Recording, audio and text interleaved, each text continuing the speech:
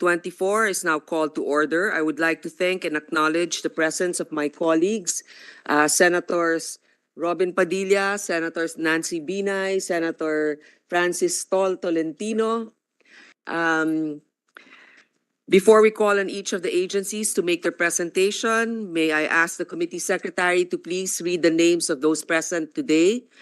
Before we begin the hearing, I would like to remind our colleagues that you have 7 minutes for the first round and to ask our resource persons to please answer the question directly to keep your presentation concise but complete. Yep.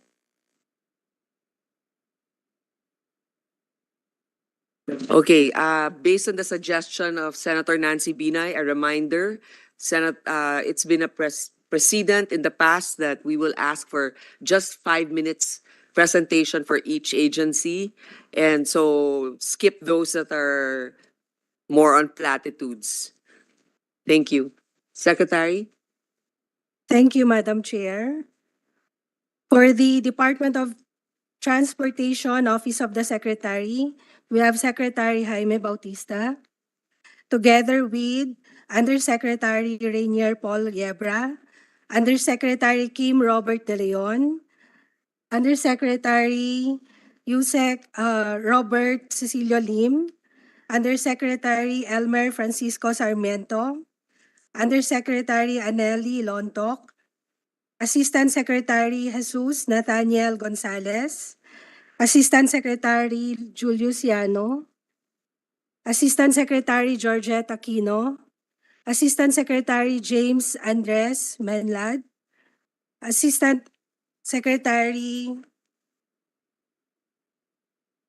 Teofilo Guadis III,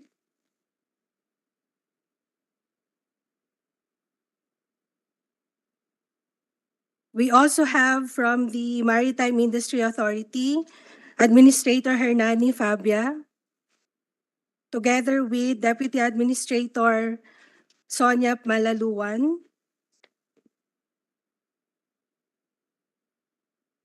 For the Philippine Coast Guard, we have Commodore Jeffrey Espaldon. For the Office of Transportation Security, we have Ms. Elvin Tinsay and Ms. Cecilia Umengan, as well as Ms. Emeline Portugal. For the Toll Regulatory Board, we have Executive Director Alvin Carulo. For the Land Transportation Franchising and Regulatory Board, we have Attorney Teofilo Guadis III. For the Land Transportation Office, we have Ms. Marivic Lopez. For the Cebu Port Authority, we have Mr. General Manager Francisco Comendador III. For the Civil Aviation Authority of the Philippines, we have Director General Manuel Antonio Tamayo, together with Deputy Director General Danjun Lucas and Mr. Valentino Dionela. For the Light Rail Transit Authority, we have Administrator Hernando Cabrera. For the Manila International Airport Authority, we have OIC Brian Anderson Co., as well as OIC Assistant General Manager Ms. Miriam Ilarde. For the Manila Cebu International Airport Authority, we have General Manager Mr. Julius Neri Jr., together with Mr. Elmar Tagalogin.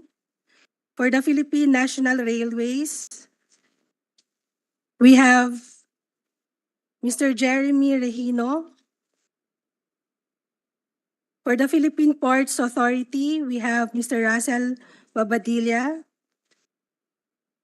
For the Department of Budget and Management, we have Attorney Keith Francis Briones. And for the Commission on Audit, we have Attorney Melissa San Miguel Salunga. That's all for now, Madam Chair. Thank you to our Secretariat. I would like to acknowledge the presence of Senator Sherwin Gatchalian. To our colleagues here today, the Department of Transportation has the highest budgetary increase of 108.3 billion out of all the departments. Clearly, hinged on this department is also the progress of our country, from the airports, seaports, transportation, as well as security with the Philippine Coast Guard. So we have a very, very important hearing today to see what projects have already rolled out and if the budget being proposed is actually in being utilized properly in the past, and will it be necessary moving forward? May I ask first the Secretary, I'd like to acknowledge your presence, Secretary Bautista. Thank you for your presence today. Do you have a short presentation of 5 minutes? To Honorable Chair of the Committee on Finance, Senator Grace Poe, members of the Committee of Finance, good morning, or good afternoon, ma'am.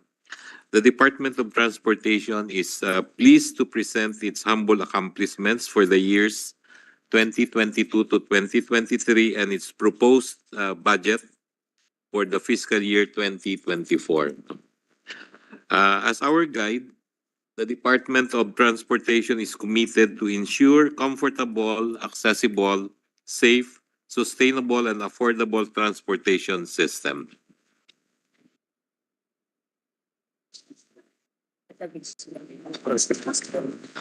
We'll just fix the slide.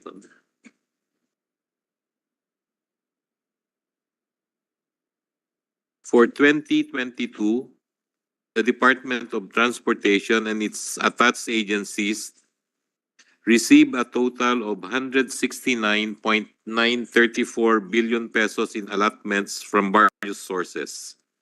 Of these, 163.098 billion pesos or 95.97% was obligated as of year-end, while 117.368 billion pesos was disbursed.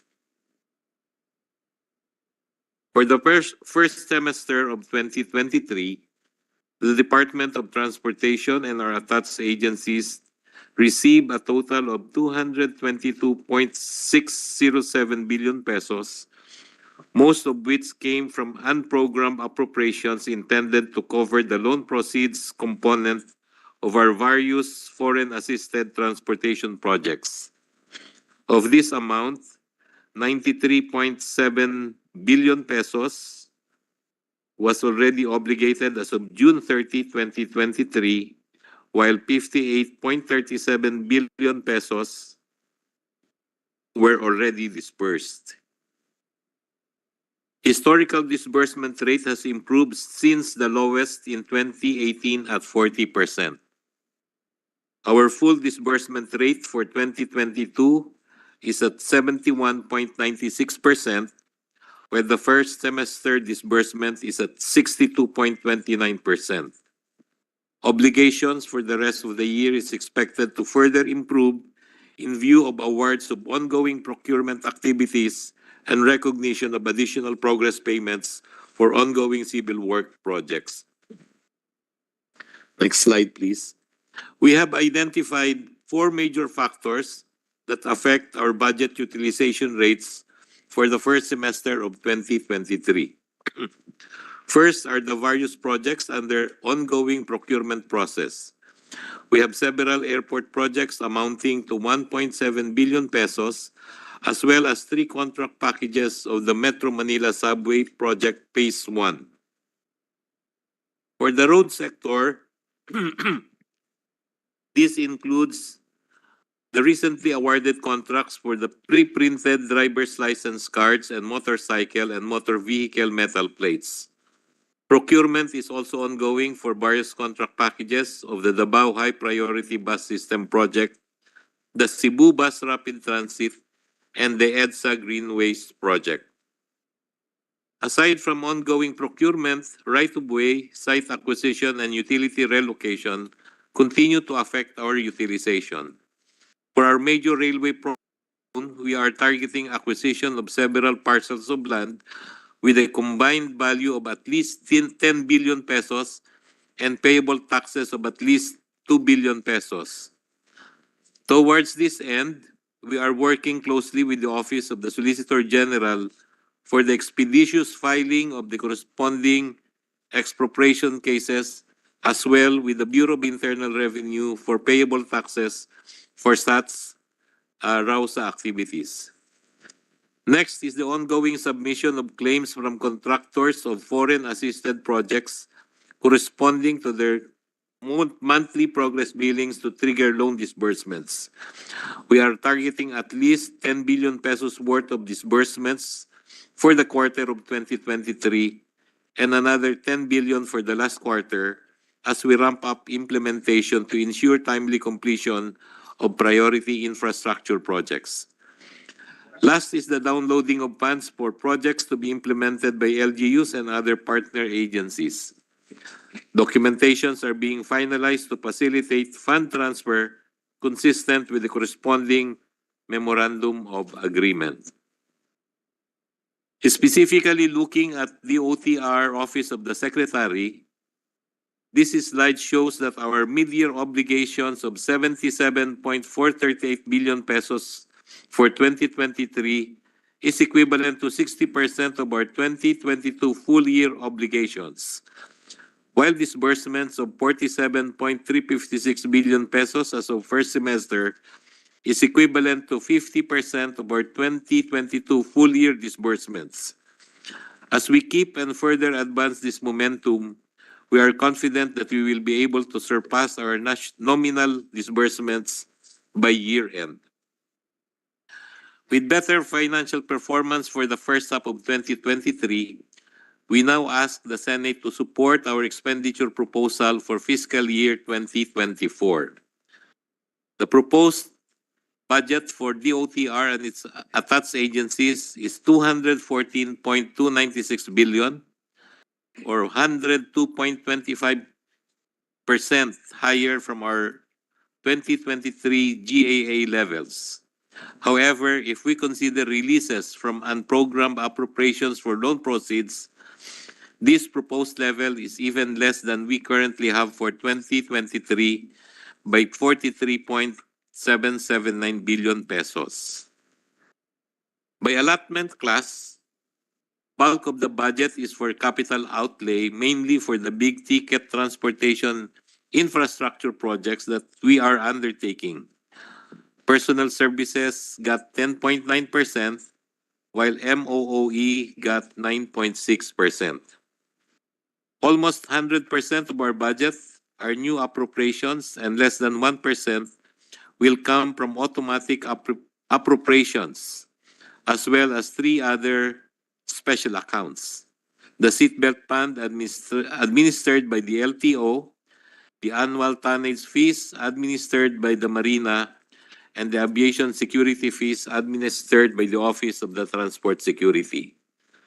The DOTR Office of the Secretary will receive 87.4% of our proposed budget, again mainly for the flagship infrastructure projects.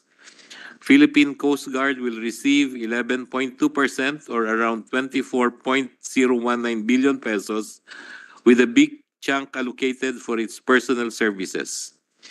Office of the Transport Security will receive 0.7% or 1.541 billion pesos, followed by Marina with 0.5% or 1.171 billion pesos.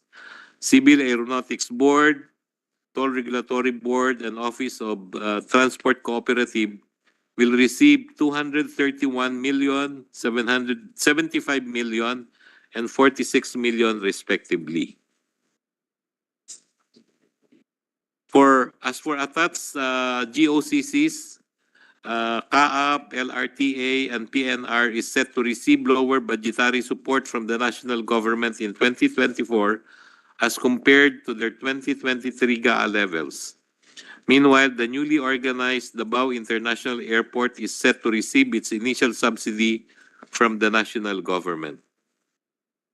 Breaking down further, the DOTR Office of the Secretary's budget will show that LTO will receive 4.799 billion pesos, LTFRB with 500 million pesos, and MRT3 with 1.269 billion pesos. Our two regional offices in Car and Caraga will also receive their usual allocation for operating expenses. This slide shows top 12 line items in the DOTR budget, which accounts for 170 billion pesos. And the last slide shows airport development and other transport infrastructure projects that amounts to another 6 billion to comprise most of the department's capital outlays. Thank you, Madam Chairman. Thank you, Mr. Secretary. Secretary Bautista, I would like to acknowledge the presence of our Majority Leader, Senator Joel Villanueva, and also our hardworking and fearless member of the minority, Senator Lisa Hontiveros. And of course, another very responsible and knowledgeable Vice Chair of the Committee on Public Services, Senator J.B. Ejercito. Do we have any other presentations? Each attached agencies are may presentation. Sige. It's attached agencies. Oh, I'm sorry. Also, I would like to acknowledge the presence of Senator Bato de la Rosa. Who will be the next presenter? PCG. Ready na ba? PCG, are you ready? You have presentation? Marina na lang daw. Marina. Ma'am Marina will do the next presentation. Presentation. Go ahead, please. Any timer. Kasi kung hindi natin matapos to, babalik tayo ulit Yes, dito. ma'am. So, If I may, Madam Chair, can I have my deputy administrator for planning? go ahead, please. Sonia. Pasahan nyo na yung slide.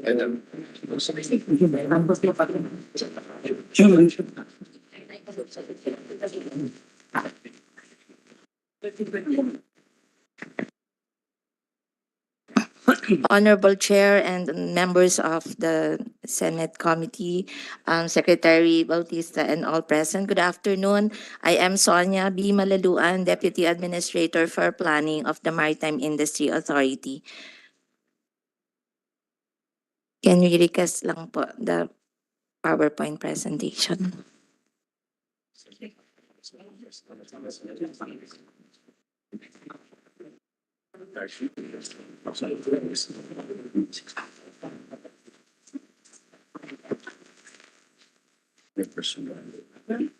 Get your complete name. While they're setting up.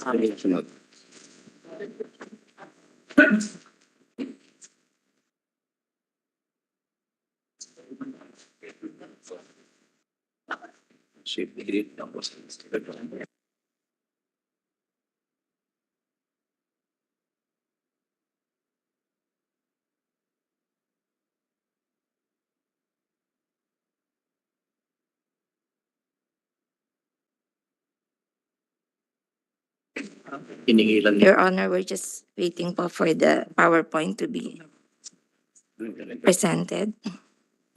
May I ask the agencies to please cue your PowerPoint already?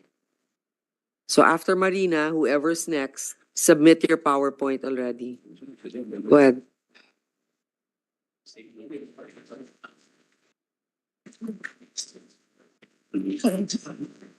Again, good afternoon po. Next slide, please. The presentation would include an overview of the Marina functions, the highlights and major thrust of the 2024 proposed budget, our major accomplishments in the first semester of 2023, the budget utilization rate on the major plans and programs, comparative budget allocation and utilization rate for 2018-2022, and the list of 2024 proposed budget not included in the National Expenditure Program. Next, please. Marina has its mandate to accelerate the integrated development, promotion, supervision, and regulation of the Philippine maritime industry, and it is our mission to lead a progressive maritime administration for safer people, safer ships, and cleaner environment. Our vision is to be a globally competitive Philippine maritime industry, and we operate under the core values of professionalism, integrity, and excellence. Next, please. These are the mandates or the Republic Acts or laws issued providing the different mandates of Marina. So we were created by PD 474 in 1974, and there are various issuances like Executive Order 546, EO 1011, EO 125125A, RA 9295, EO 75, RA 10635. Next, please. And all other issuances evolving and providing additional functions to the Maritime Industry Authority. Next, please. This is an illustration of the broad coverage of the marina in terms of the businesses related to the maritime industry. And we have four major sectors: overseas shipping, domestic shipping, shipbuilding, and ship repair, and of course, maritime human resource. So, next, please. We have 12 regional offices nationwide, including the National Capital Region. So we have one in La Union, in Batangas, in Legazpi, covering Region 5, 6 in in Iloilo, Region 7 in Cebu, Region 8 in Tacloban, 9 in Zamboanga City, 10 in Cagayan de Oro, 11 in Davao, 12 in General Santos City, and 13 in Surigao. Next, please. Well, for our major trust, we are continuously collecting the annual tonnage fee that is being put into a special fund provided and created under RA 9295. And we intend and historically, we were given an allocation or an appropriation of 20 or 25 million on the average from the use of this income. And of course, our budget for the continued implementation of ILO Convention 185. This is the Seafarer's Identity Document. Next, please. The continued implementation, of course, of the SCCW Convention and the Marina-wide quality management system, the implementation of the information system strategic plan for the computerization and digitalization of the Marina processes. Next, please. And we have updated our MIDP on the development and promotional aspect of the maritime industry. Next, please. And we really welcome the continuing recognition by the European Union of the certificates being issued by the Philippines for all our Filipino seafarers. Next, please.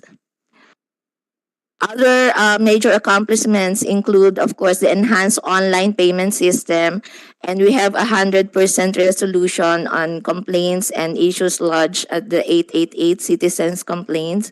We have the certification of our STCW related processes, and we have the computerization, digitalization of the Marina processes under our project on the use of blockchain technology.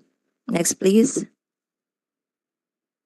For the environment protection, the International Maritime Organization has recently adopted the revised strategy on the reduction of greenhouse gases. So we are really aligning our plans and programs to really achieve and implement programs towards our commitments under the IMO strategy. Next, please.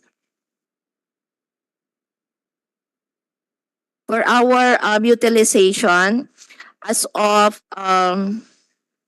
the first semester of 2023, we have a utilization of 52.69.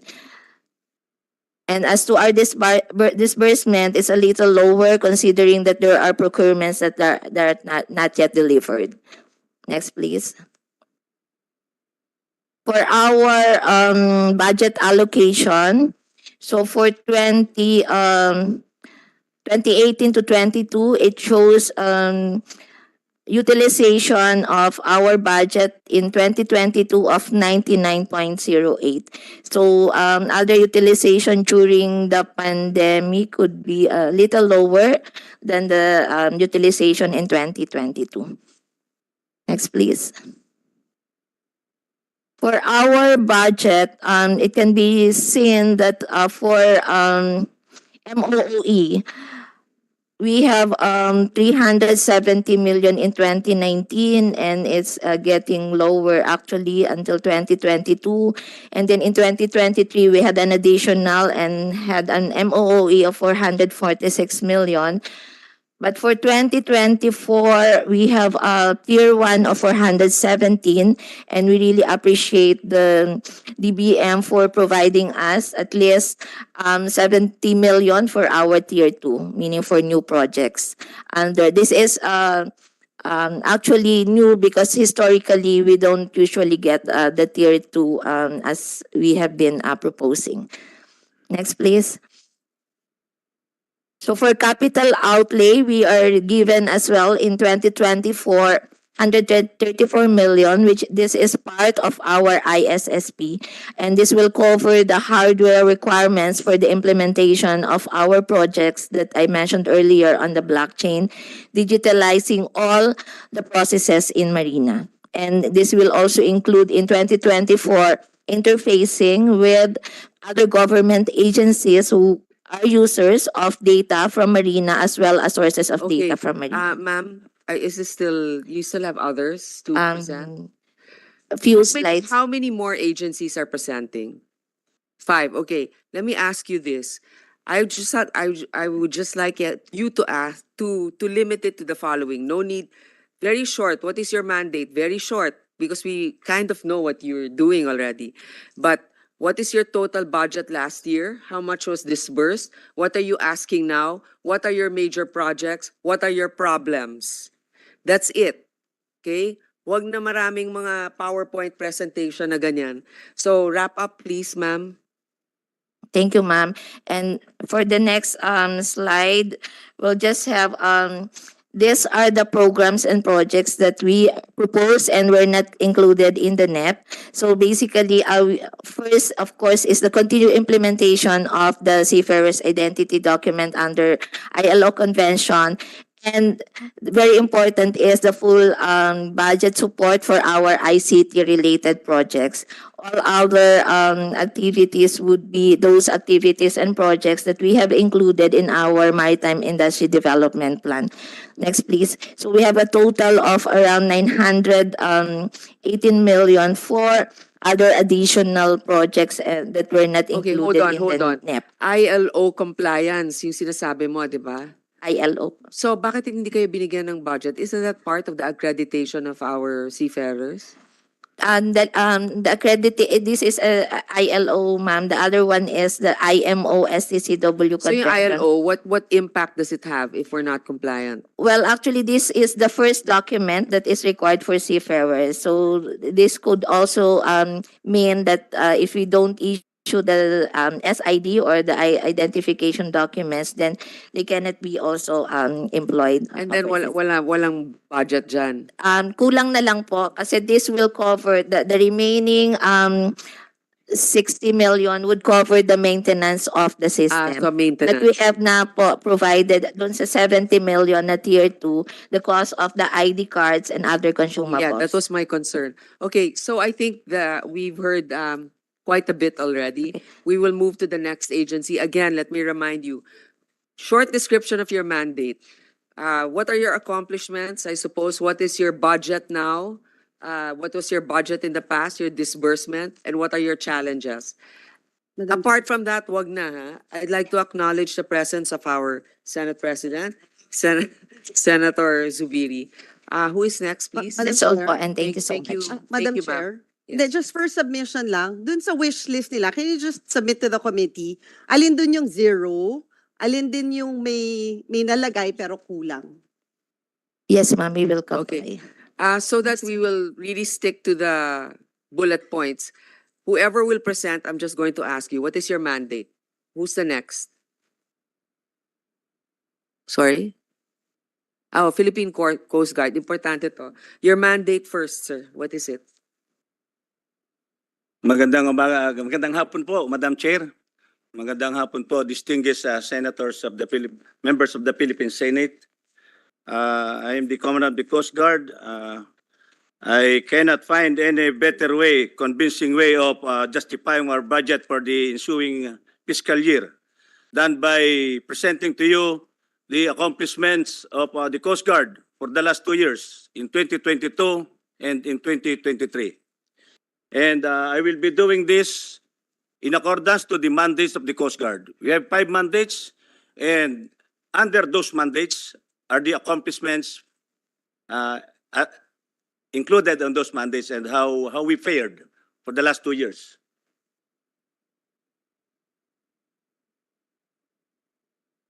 By the way, I also, Madam Chair, I wish to acknowledge our hardworking and very kind secretary of the department. Sir, magandang hapon po. Magandang hapon po sa ating lahat. Dadagdagan ka raw ng budget ni Secretary ng galing sa Secretary's office. Okay, operator, please.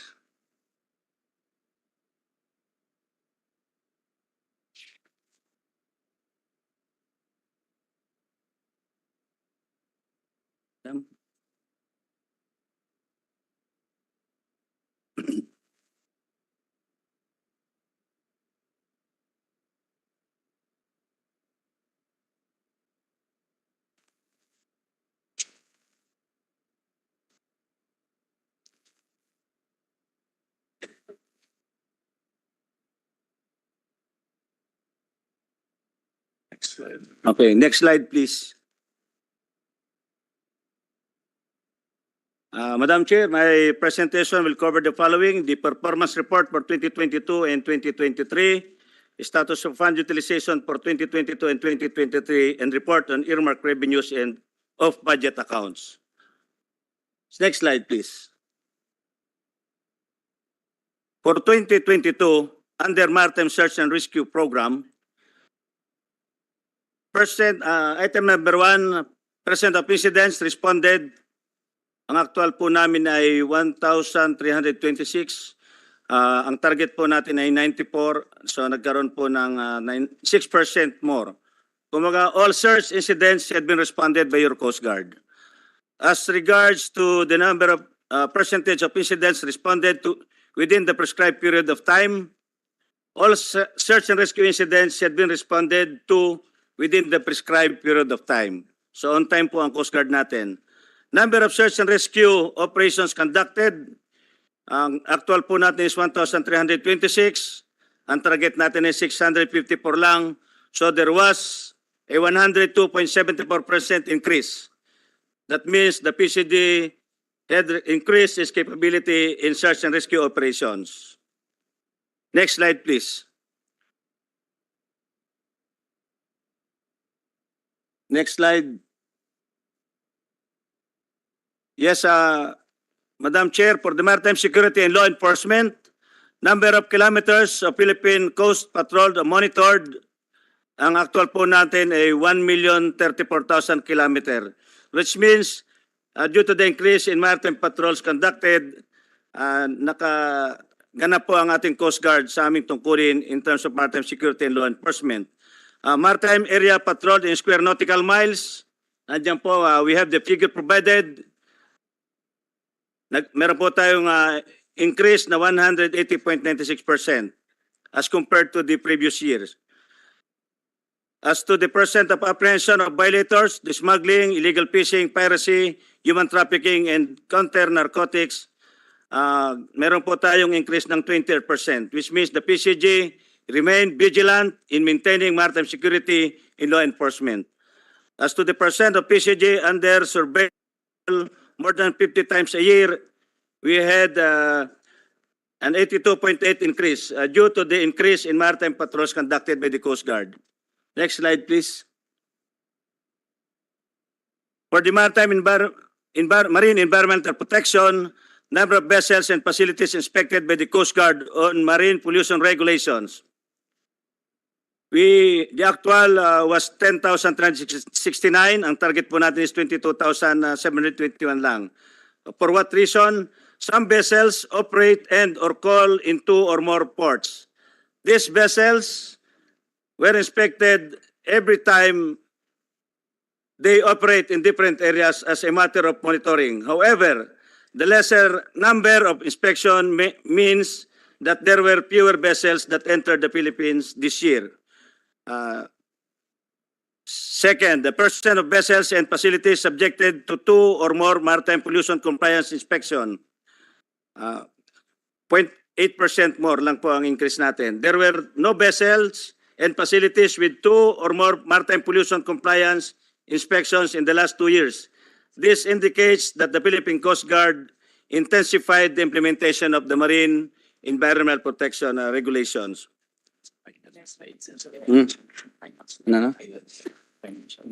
Financial. Let us proceed, Madam Chair. I will skip with the accomplishment in the interest of time, and I will go directly to the financial concern of the Coast Guard to give more time to other presenters. Madam Chair, for 2023, the budget of the Coast Guard was only about 21.9 billion pesos.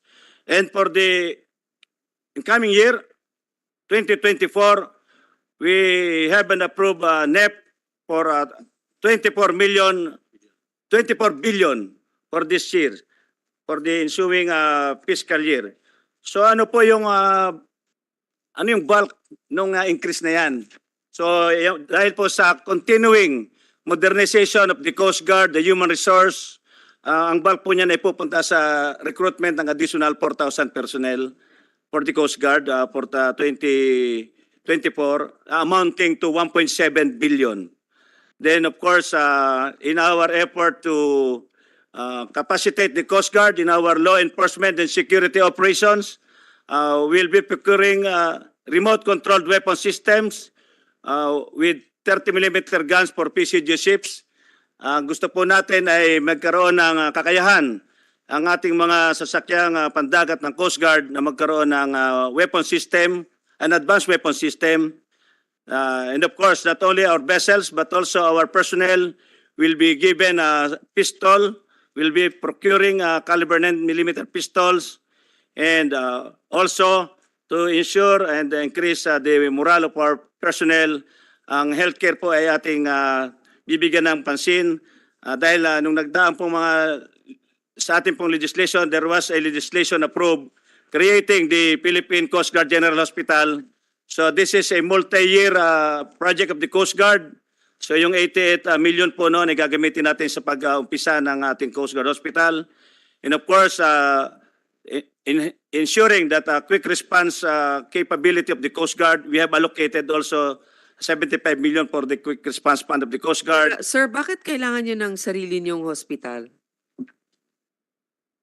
Dumadami po, Madam Chair, ang tao natin. The Armed Forces of the Philippines has its own hospital, the Biluna. The Philippine National Police has its own hospital as well. So yan po ay legislated na. Okay. Hindi pa lang po natin nabigyan ng pondo. So we will operationalize that legislation. Saan yun itatayo? Ang plano po, meron na po ay sa Taguig. May Coast Guard base Taguig po kami. Okay. Go ahead. To continue, Madam Chair, well, of course, yung base sa ating naging karanasan doon sa oil spill incident in Mindoro, sinama na po natin yung procurement ng ating sariling remote-operated underwater vehicle. For us to respond, magkaroon po tayo ng independence. Hindi na po tayo aasa sa assistance o hingi ng tulong sa kung saan pa man. Kasama po sa budget natin. And of course, the retrofitting and dry docking, repair and maintenance of various PCG vessels. Now, I will proceed with the requested budgets na hindi requested fundings na hindi po nakasama, of which ay napakahalaga po para sa amin sa Coast Guard, and that is about the additional fuels additional funding for the fuels of the Coast Guard. The Coast Guard is adhering to the direction of the President to have a sustained and continued presence in West Philippine Sea. And that is over and above the traditional function of the Coast Guard in addressing maritime incidents, in conducting patrol missions not only in West Philippine Sea but all over the archipelago. So malaki po ang aming pangangailangan sa fuel of which was not... Magkano yung nabigay sa inyo ngayon? For fuel. 1.7 billion po, Madam Chair. Ang nabigay. Opo. Magkano yung kailangan nyo? We are requesting for additional 600 million, Madam Chair. Okay. Go ahead. Another thing, of course, the retrofitting of vessels. Kasi po, alam naman po natin, kahit mga bago yung ating mga sasakyan, meron pong maintenance requirement. Mataas din po yung maintenance requirement. So maliit lang po ang napabigay sa Coast Guard in terms of budget for the dry docking, retrofitting of, and repair of vessels. Nangangailangan po tayo na dagdagan yon. And another thing ay yung pong intelligence fund. We have submitted a very modest, a very conservative estimate, a conservative amount for the confidential intelligence fund for the Coast Guard. So, Wala kayong intelligence fund ngayon? meron po, Madam, Magkano? since, if I may reveal the history of the intelligence fund of the Coast Guard, although, kahit hindi na po, no need. Hindi, magkano yung intelligence fund na nabigay sa inyo ngayon? For the next year, it was increased to 10 million po for this year. But, yeah. So 10 million lang. Simula pa po yan noong 2013, 10 million po. Yes, okay. Thank you very much. Yes. Yeah. No? Thank you. Thank you for your presentation. I think that should be enough now. Yes, Thank ma'am. you, General Abu. Maraming salamat po, Commander, Madam Chair. That's all for the Coast Guard. Yes. Yeah, just to add for the record in this hearing, Your Honor, no, I will not ask any question. Mine is just an observation. Among all the DOTR attached agencies, I think the one most active and nagbubuwis buhay para sa atin po, Madam Chair, is no other than our Philippine Coast Guard. That's why now is the time, Admiral Abu, to ask us for your wish list. Because we have committed, all of us are united in committing our support to the armed forces and the Coast Guard. So mabuhay po kayo sa ginagawa niyo po. We salute all of you. Snappy salute, sir. Thank you. Maraming salamat po for that very inspiring message. Thank you. Now we will ask the TRB to make their presentation. Please make it very short. And this time we will strictly enforce 5 minutes. The timer's there. So habulin niyo yung timer na yan. Kung hindi niyo masabi yung pinaka-importante, bahala kayo. Madam Chair, magandang hapon po sa ating lahat.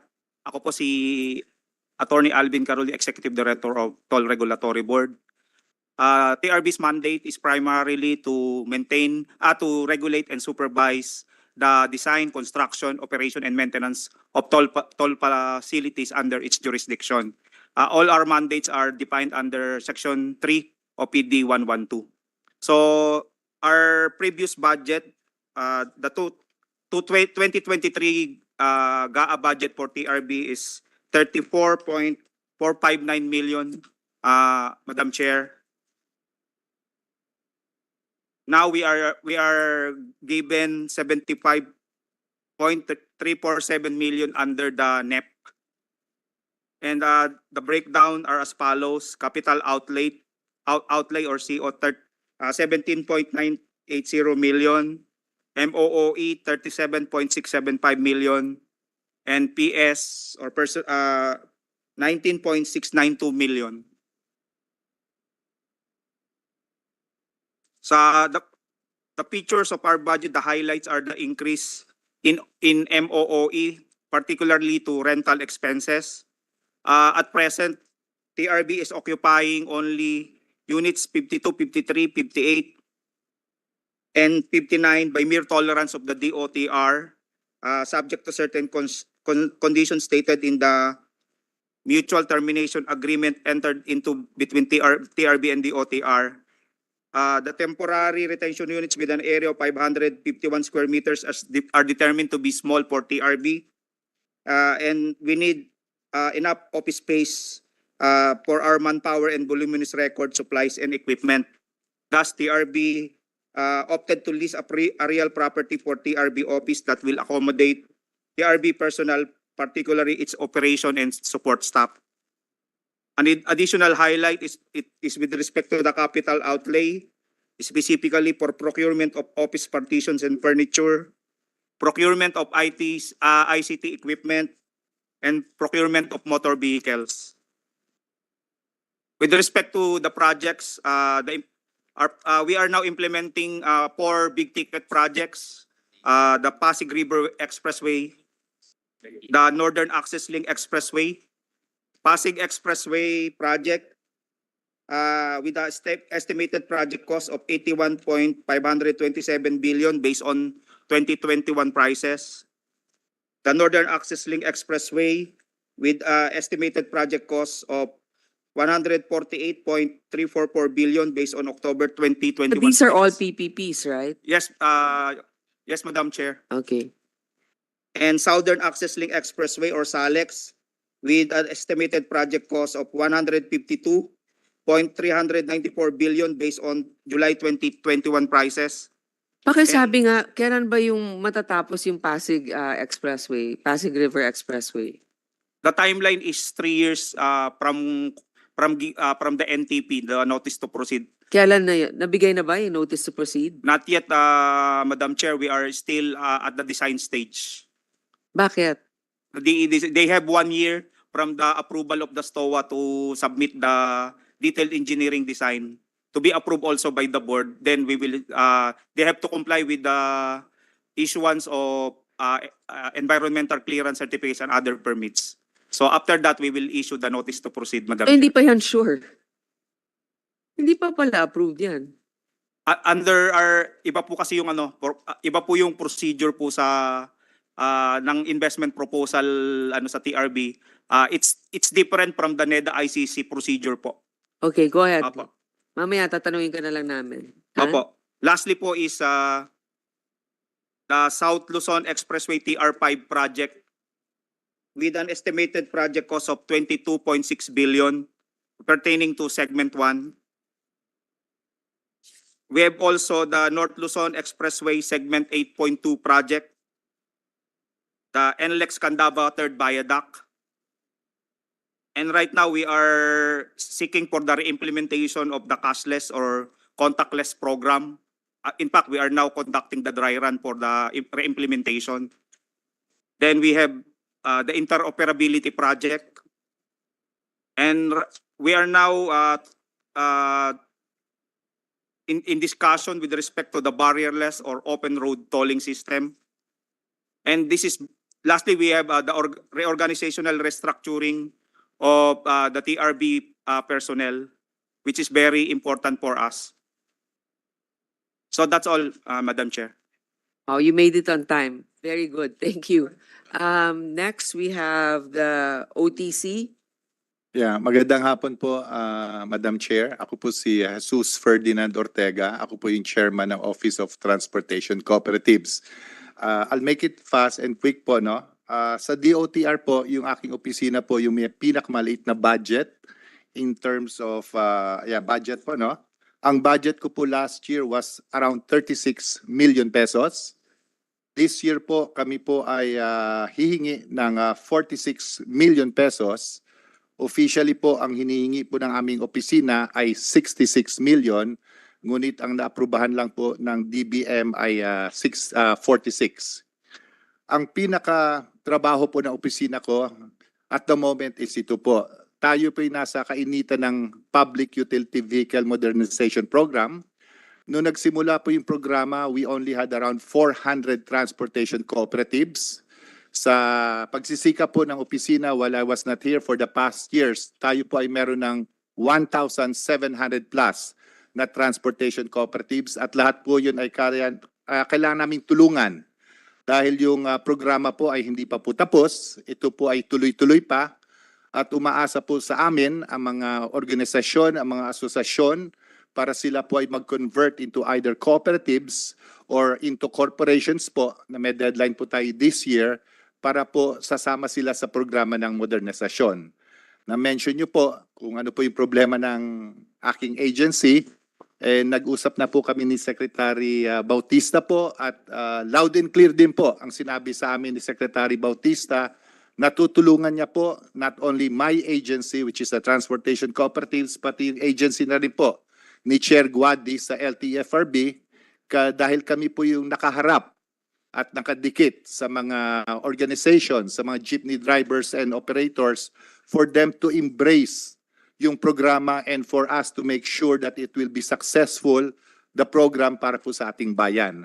So siguro po ang aking huling-hiling lang po, meron po kaming hiningi na 1.8 billion pesos po para ituloy po natin yung PUVMP, which will not only help our offices but more than us, our jeepney drivers and operators. Meron pong subsidy doon, meron pong budget para sa aming opisina para makapag-ikot po kami sa buong Pilipinas. Siguro po on our humble way, nakikiusap po kami sa inyo na sana po yung budget na yon for PUVMP ay maibigay po para matuloy po namin yung pagtulong natin sa mga drivers and operators. Maraming salamat po.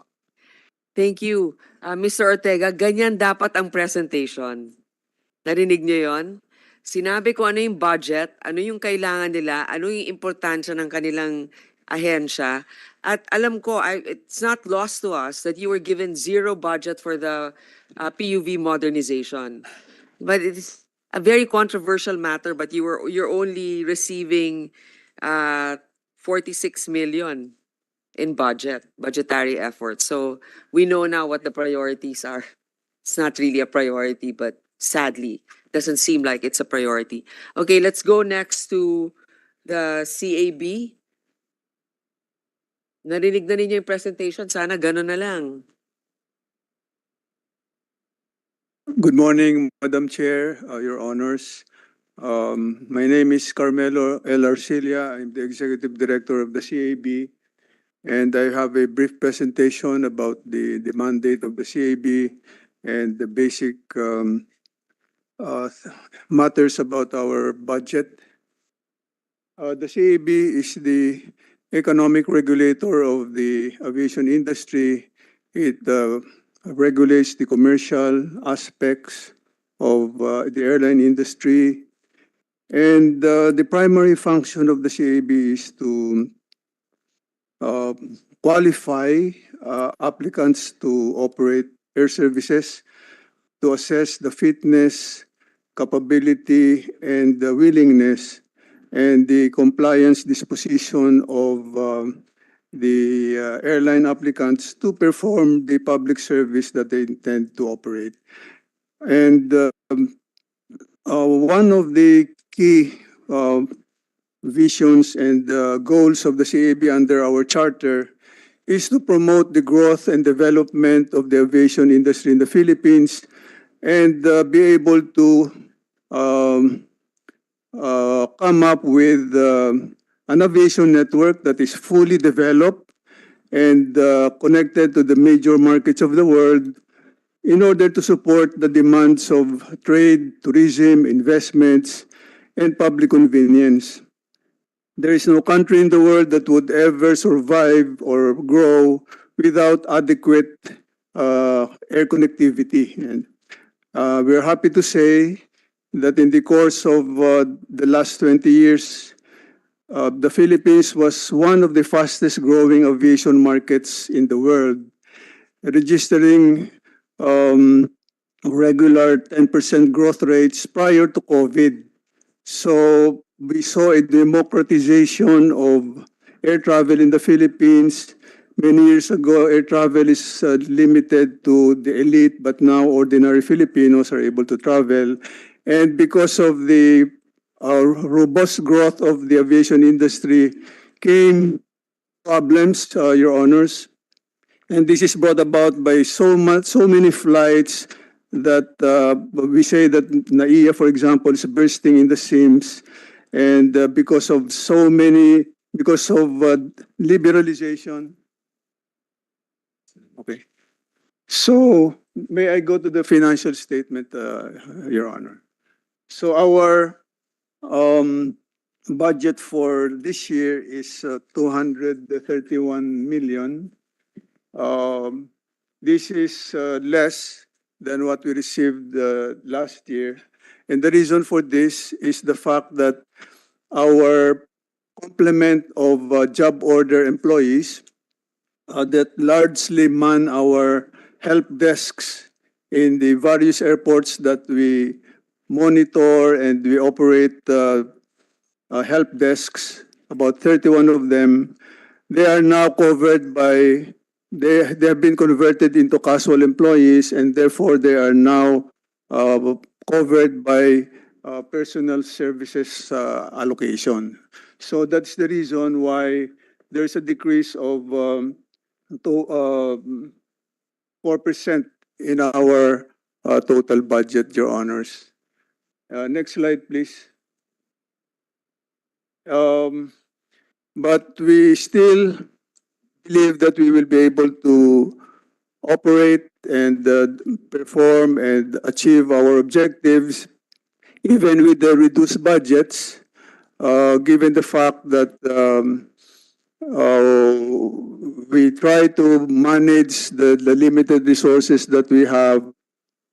And if I may, we maybe in the future, we need some more allocations for capital outlay in order to be able to cover our needs for digital infrastructure because in a global industry like the airline industry, it is now managed by various digital technology and softwares, and we need to be in the loop of that digital technology.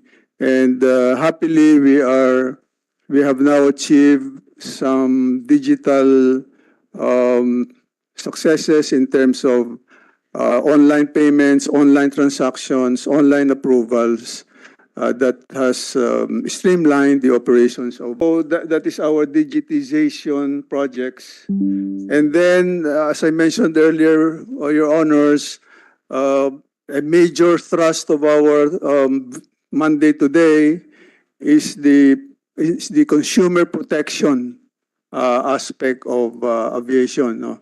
Which has attained greater importance in light of the very fast growth in air traffic.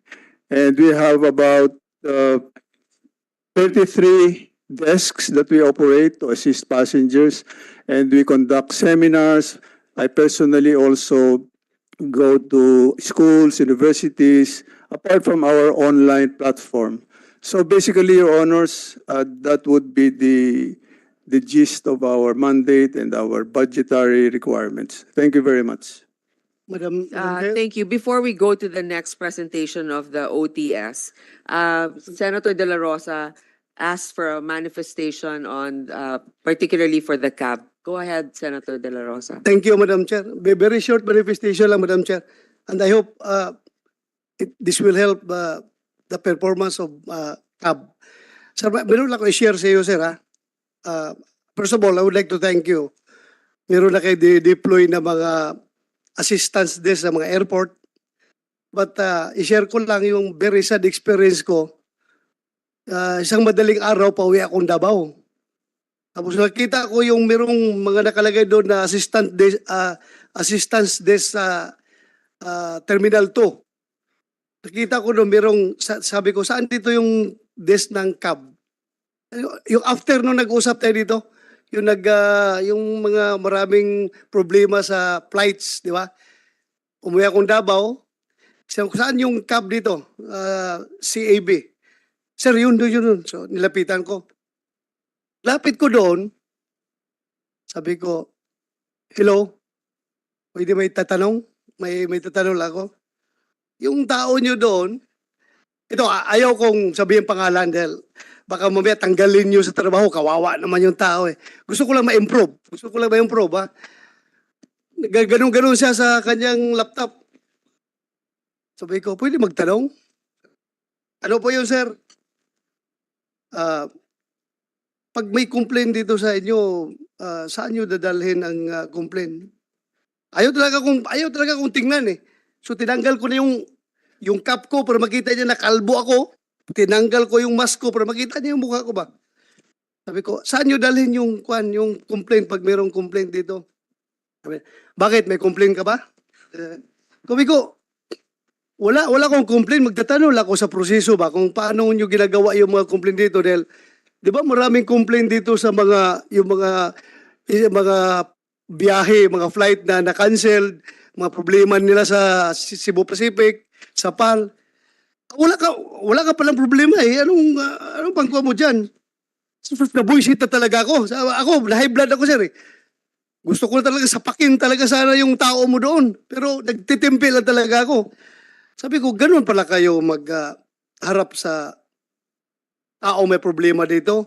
May problema na nga. Dadagdagan pa yung problema. Ay, hindi kasi meron ka kung ginagawa ko ng report eh.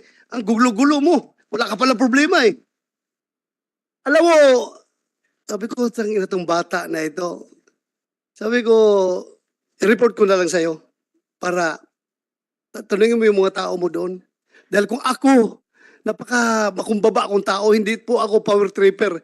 Hindi ako nagpa-power trip. Gusto ko lang makita yung mukha ko. Baka may makilala niya ako at bigyan niya ako ng konting pansin. Ayaw talaga kong pansinin. Ayaw talaga kong kausapin. Sabi ko, this is how you treat people with problems. Dagdagan pa yung problema. Ang gobyerno andito para umalalay sa taong bayan. Hindi para kinasa gobyerno kayo, ang tingin ninyo masyado na kayo mataas, hindi kayo malalapitan. Ano pang purpose mo dito? Sabi nga,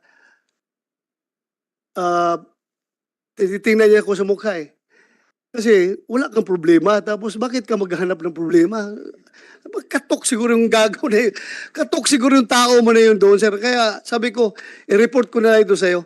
Hindi ko lang kita bigyan ng pangalan at paki-lecture na lang yung mga tao mo doon, yung nagmaman doon sa inyong assistance desk, na please, you treat people fairly at mabait tayo nasa gobyerno tayo eh. We are here to assist our people. Hindi para porque nakaupo ka dyan, akala mo kung sino ka na, ang yabang ng tao na yun. Kaya, mamaya bulong ko sa yung pangalan, pero huwag mong tanggalin sa trabaho, ha? Naawa rin ako doon, kaya baka mamaya, ko lang yun, yung job order lang siguro yun. Or, naintindihan ko rin, madaling araw eh. Alas 4 ng madaling araw, baka wala pang tulog yun. Naghahabol lang kanyang report, ginugulo ko pa.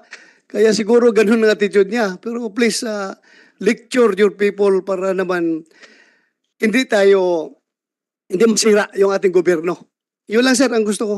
Please, paki-check yung tao natin. Thank you, Madam Chair. Salamat. Thank you for your very amusing but then eye-opening story. I would like to acknowledge the presence of Senator Jinggoy Estrada and our pro temp, Senator Lauren Legarda. May I ask now the OTS to make their presentation?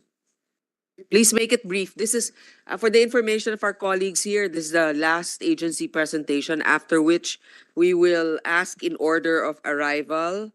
The first being, of course, because he said Officer of the Senate, SP Zubiri, will be first, and then Majority Villanueva, then Senator Lauren. Go ahead, OTS. Thank you, Madam Chair. Madam Chair, I'm Undersecretary Mao Aplaska, the Administrator of the Office for Transportation Security.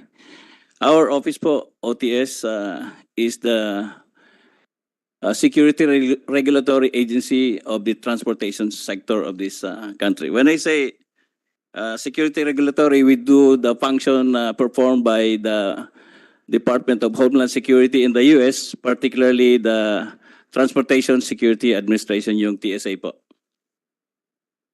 Now, just allow me to share the 5-point strategic directions crafted by the Office for Transportation Security to guide us in our journey up to 2028. Number one, we want OTS to be an institutionalized organization Presently po, Madam Chair, our office is just created by virtue of an executive order. But we have actually submitted a proposed bill to both houses of Congress to make OTS really a creation of the law to make it more stable. Number two po, Madam Chair, we want OTS to be a responsive organization because as we build more airports and as the passenger traffic increase, the personnel complement of OTS stays the same. Presently po, Madam Chair, the total personnel complement of OTS is 2,800 personnel, and out of that, only 300 personnel are regular employees of the government. About 200 are contractual employees, and the rest are job order personnel. It is very important, Madam Chair, because we are doing security function, and if our personnel are not regular employees of the government, they will be vulnerable to insider threat, Madam Chair.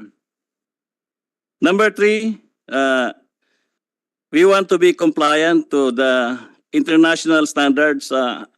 Our function, Madam Chair, is actually to implement international standards provided determined by the International Civil Aviation Organization, particularly Annex 17 of the Chicago Convention.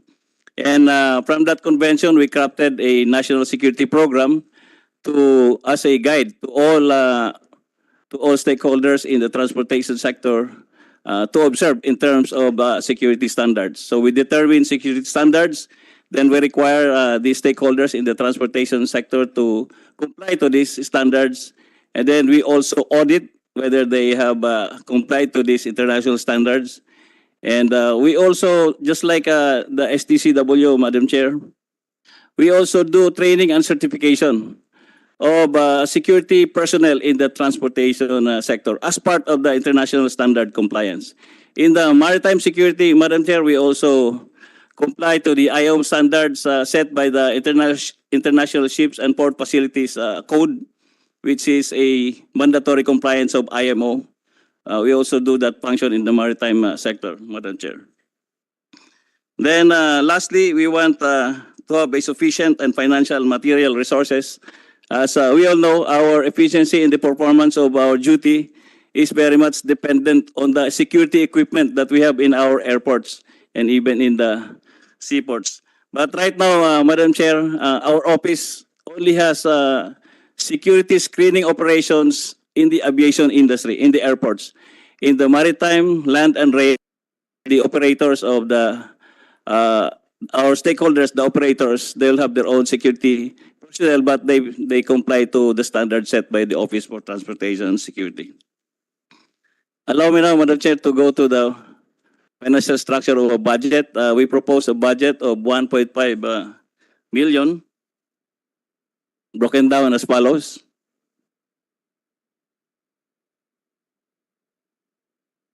Next slide, please. Next slide, please. Next slide. Next slide. You have 20 seconds more. So your budget that was granted to you is 1.5 billion. Yes, Madam Chair, based on the 1.5 NEP. billion. So kulang. Meron bang kulang? Magkano? Based on the historical data, Madam Chair, the actual requirement of OTS is on the average of 1 million, Madam Chair. That's why even in the previous budget, 2022, we were given 500 million budget. In 2023, 400 million budget. But now it's 1.5 billion. But in the actual release, Madam Chair, in the previous year, we were also given 1 million plus budget. But for this year, we are proposing a 1.5 million budget. Billion. 1.5 billion budget. Pero was under that the granted NEP. to you? Under the NEP, Madam Chair. NEP, okay. All right. We have to move along now. Is there anything else last minute? Okay na? Thank you for your presentation, Mr. Aplaska. Okay, now in order of arrival, but first with the officers, Senate President Zubiri, you have 7 minutes. Thank you, sir. Thank you, ma'am, Madam Chair. Secretary, good morning to our men and women of the DOTR. Magandang umaga po sa inyo lahat. Secretary, akin lang is more on tourism-based, particularly on our airports. Yes. For example, Bukidnon Airport, anytime within the decade, matatapos na po ito. Yes, kasi umpisahan namin to 2016. It's now 8 years. Malapit na ba? Can we have a update on the airports? Because not just my airport, Your Honor, but also the airport in Antique of the Yes, Senate yes. President Pro Temp, the airport as well, even the Speaker's Airport, I believe in Tacloban is delayed. Sino pa bang mga airports na delayed? Can we just ask a progress report on the airports, Your Honor, Secretary? Thank you, Senate President. We will ask CAAP to submit a report. DG Tamayo, please. Through the chair, if I may. Regarding the Bukidnon Airport, allow me to just give a brief update. No, phase 1 of the airport itself is 78% completed. The target date for completion of this is December of 2023. So this has been delayed for some time, but we were able to push to have this completed. Now, we will have a runway that is 1,065 meters long. That is for phase 1. Phase 2, which is just land development, has been completed. Then for phase 3, we'll have a runway extension of 1,650 meters and a PTV as well. This is 24% completed. Target is July of 2024 for the completion. How about the terminal, DG? This is part of it as well. It will be July 2024. The PTB is included, sir. Yes, you had, in fairness, Madam Chair, they had a presentation in my office. I just wanted to put it on record for my constituents' concern because they might think I'm not asking and following up the budget of the Bukidnon Airport. So what you're telling us, Your Honors, is by July of 2024, yung terminal and both the terminal and runway will be already ready for turnover. We can invite the President to cut the ribbon. That's correct, sir. That is our commitment. So that we'll have it partly operational with the 1,650 meters runway length. However, we have a phase 4 that will further extend the runway to 2.1, and this will be mid-year of 2025 completion. Yes, and I believe you're also asking for equipment for the tower, including the fire trucks, which I believe we'll have to include in the budget of this year. Is that correct? That's correct, sir. We already have submitted to your office. Yeah. So we thank the DOTR for that. And anyway, Senator Legarda will, during her time, will ask about her own airport. But on the domestic airlines, I'd like to direct this to our dear Secretary. Secretary, I had a wonderful meeting with the Thai ambassador last Monday. Yesterday, I had a meeting with the Thai ambassador. And the Thai ambassador was telling us that if there is a possibility between our airlines and their airlines to be given slots, because they're now promoting, and this is a very good idea, gentlemen, ladies of the Senate, they're promoting a two-country approach in visits. For example, kung may pupunta ng Thailand, they want to go to the Philippines, or they want to go to the Philippines, can go to Thailand. Ang tawag nito ay Paradise Islands destination. So, kasi may mga taga-Europe, America, they want to go to Southeast Asia, they want to travel as much as they can, di ba? Hindi lang isang bansa. He was suggesting it would be fantastic if there can be a Boracay to Phuket direct flight or a Samui to Cebu direct flight. And that way, that would be wonderful because the tourists don't have to go to Manila and then they have to take another flight to go to, or Palawan, can be Palawan as well. So what's your thoughts on that, Ambassador? Can we do that? Are there restrictions, for example, for Thai Air to do that or Philippine Airlines to Cebu Pacific? Thank you, Senate President. Actually, we can do that, no? Especially if the flights are outside of Manila. Because our problem now is getting slots here in the Manila International Airport. But if Can we launch that right away? yes, sir, we can do that. No, but we have to work with the airlines. So it's really the airlines who will operate. No, they will see to it that they will be able to be profitable, of course. No, but He was kind enough, Secretary. I'm sorry, my time is up sir. very shortly. Yes. He was very kind enough to say, oh, nga, but, I just want to stress this point. He was kind enough to say that Thailand, kasi prior to the pandemic, they had 12 to 14 million tourist arrivals. Ang sabi niya, if the Philippines works this out, you can even get 10 to 20% of that. Because when they go to Thailand, they might want to visit also the islands in the Philippines. Imagine 20% of 14 million. That's a lot of tourists, additional, no? For those who want to come to the Philippines. So, could you help us promote that, Secretary? Yes, Senate President. Actually, I had a meeting also with the Thai ambassador. We discussed that, and we need to work with the Department of Tourism, no, to do some more promotion so that tourists will visit Boracay, Cebu, or Puerto Princesa from Thailand. From Thailand. Yes, sir. So let's probably work that out. Maybe we can come up with a program. I can mention that to the President tonight. As you know, we'll all be in his birthday tonight. So I'll mention that as well. Your Honor, Madam Chairman, Madam Chairperson, I got a visit from AirAsia the other day, and I was very candid about it. I mentioned it to you. Their problem is the slots. Kami sa Cagayan de Oro, very limited yung flight. And I'm sorry? What? No. Actually, what the private airline is only requiring and asking us is for the slots. It's just for the slots so that they can fly, because apparently Tony Fernandez has taken over the airline under the PSA law, which our dear colleague here ably passed.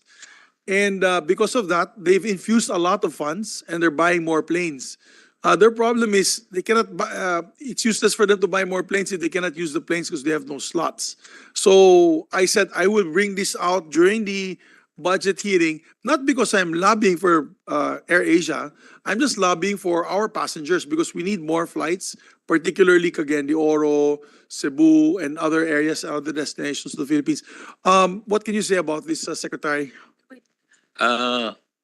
Sir, the slots are given to the different airlines. Now, there's a policy that the airline should use the slots 80% of the time. No, I think what happened with AirAsia is that during the pandemic they stopped flying, or they reduced their flights, that they were not able to meet the 80-20 requirement. No? So they lost the slots, and they were given to the other airlines who are willing to operate. No. So basically, for the record, they had the slots, but because of the pandemic, the slots were given to Cebu Pacific and PAL. Philippine Airlines. Yes, sir. But we all know, Mr. Chairman, is Cebu Pacific and PAL are also short in planes. So that's why they're saying that they are not anymore actually utilizing the slots if they can actually share the slots back to AirAsia. I mean, it's a known fact. Nandito naman tayo po, Secretary, and they actually admitted. I've had lunch with Lance. I've had lunch with the Philippine Airlines. They wanted to ask also for our forgiveness because of this whole hula balloon, no, not being able to service. Because they really said they lack planes. They're actually still waiting for their planes to come. So if that's the case, why don't we give it to an airline that's willing and ready to fill up those slots, Your Honor? Thank you, sir. We'll work with MIAA and CAAP on the slots. No? Because also, if the other airlines were not able to use 80% of their time, they also lost it. So if there are available slots, we'll give it to AirAsia. Yeah. Kawawa po kasi yung riding public, Your Honor. And I see every time I open my Facebook page, may mga nagmumura dun sa mga local airlines na kaibigan natin. Kailangan siguro natin na bigyan ng madagdagan na competition. For that way, there are more choices, of course. No. So, yan lamang po. I also want to say that I have my full support of the budget of the DOTR, particularly Admiral Abu of the Coast Guard. Your Honor, we've made a commitment, as I mentioned in the hearing on the other side, that the Senate is united as one to support your budget on your modernization as well as increase, of course, of your intelligence funds.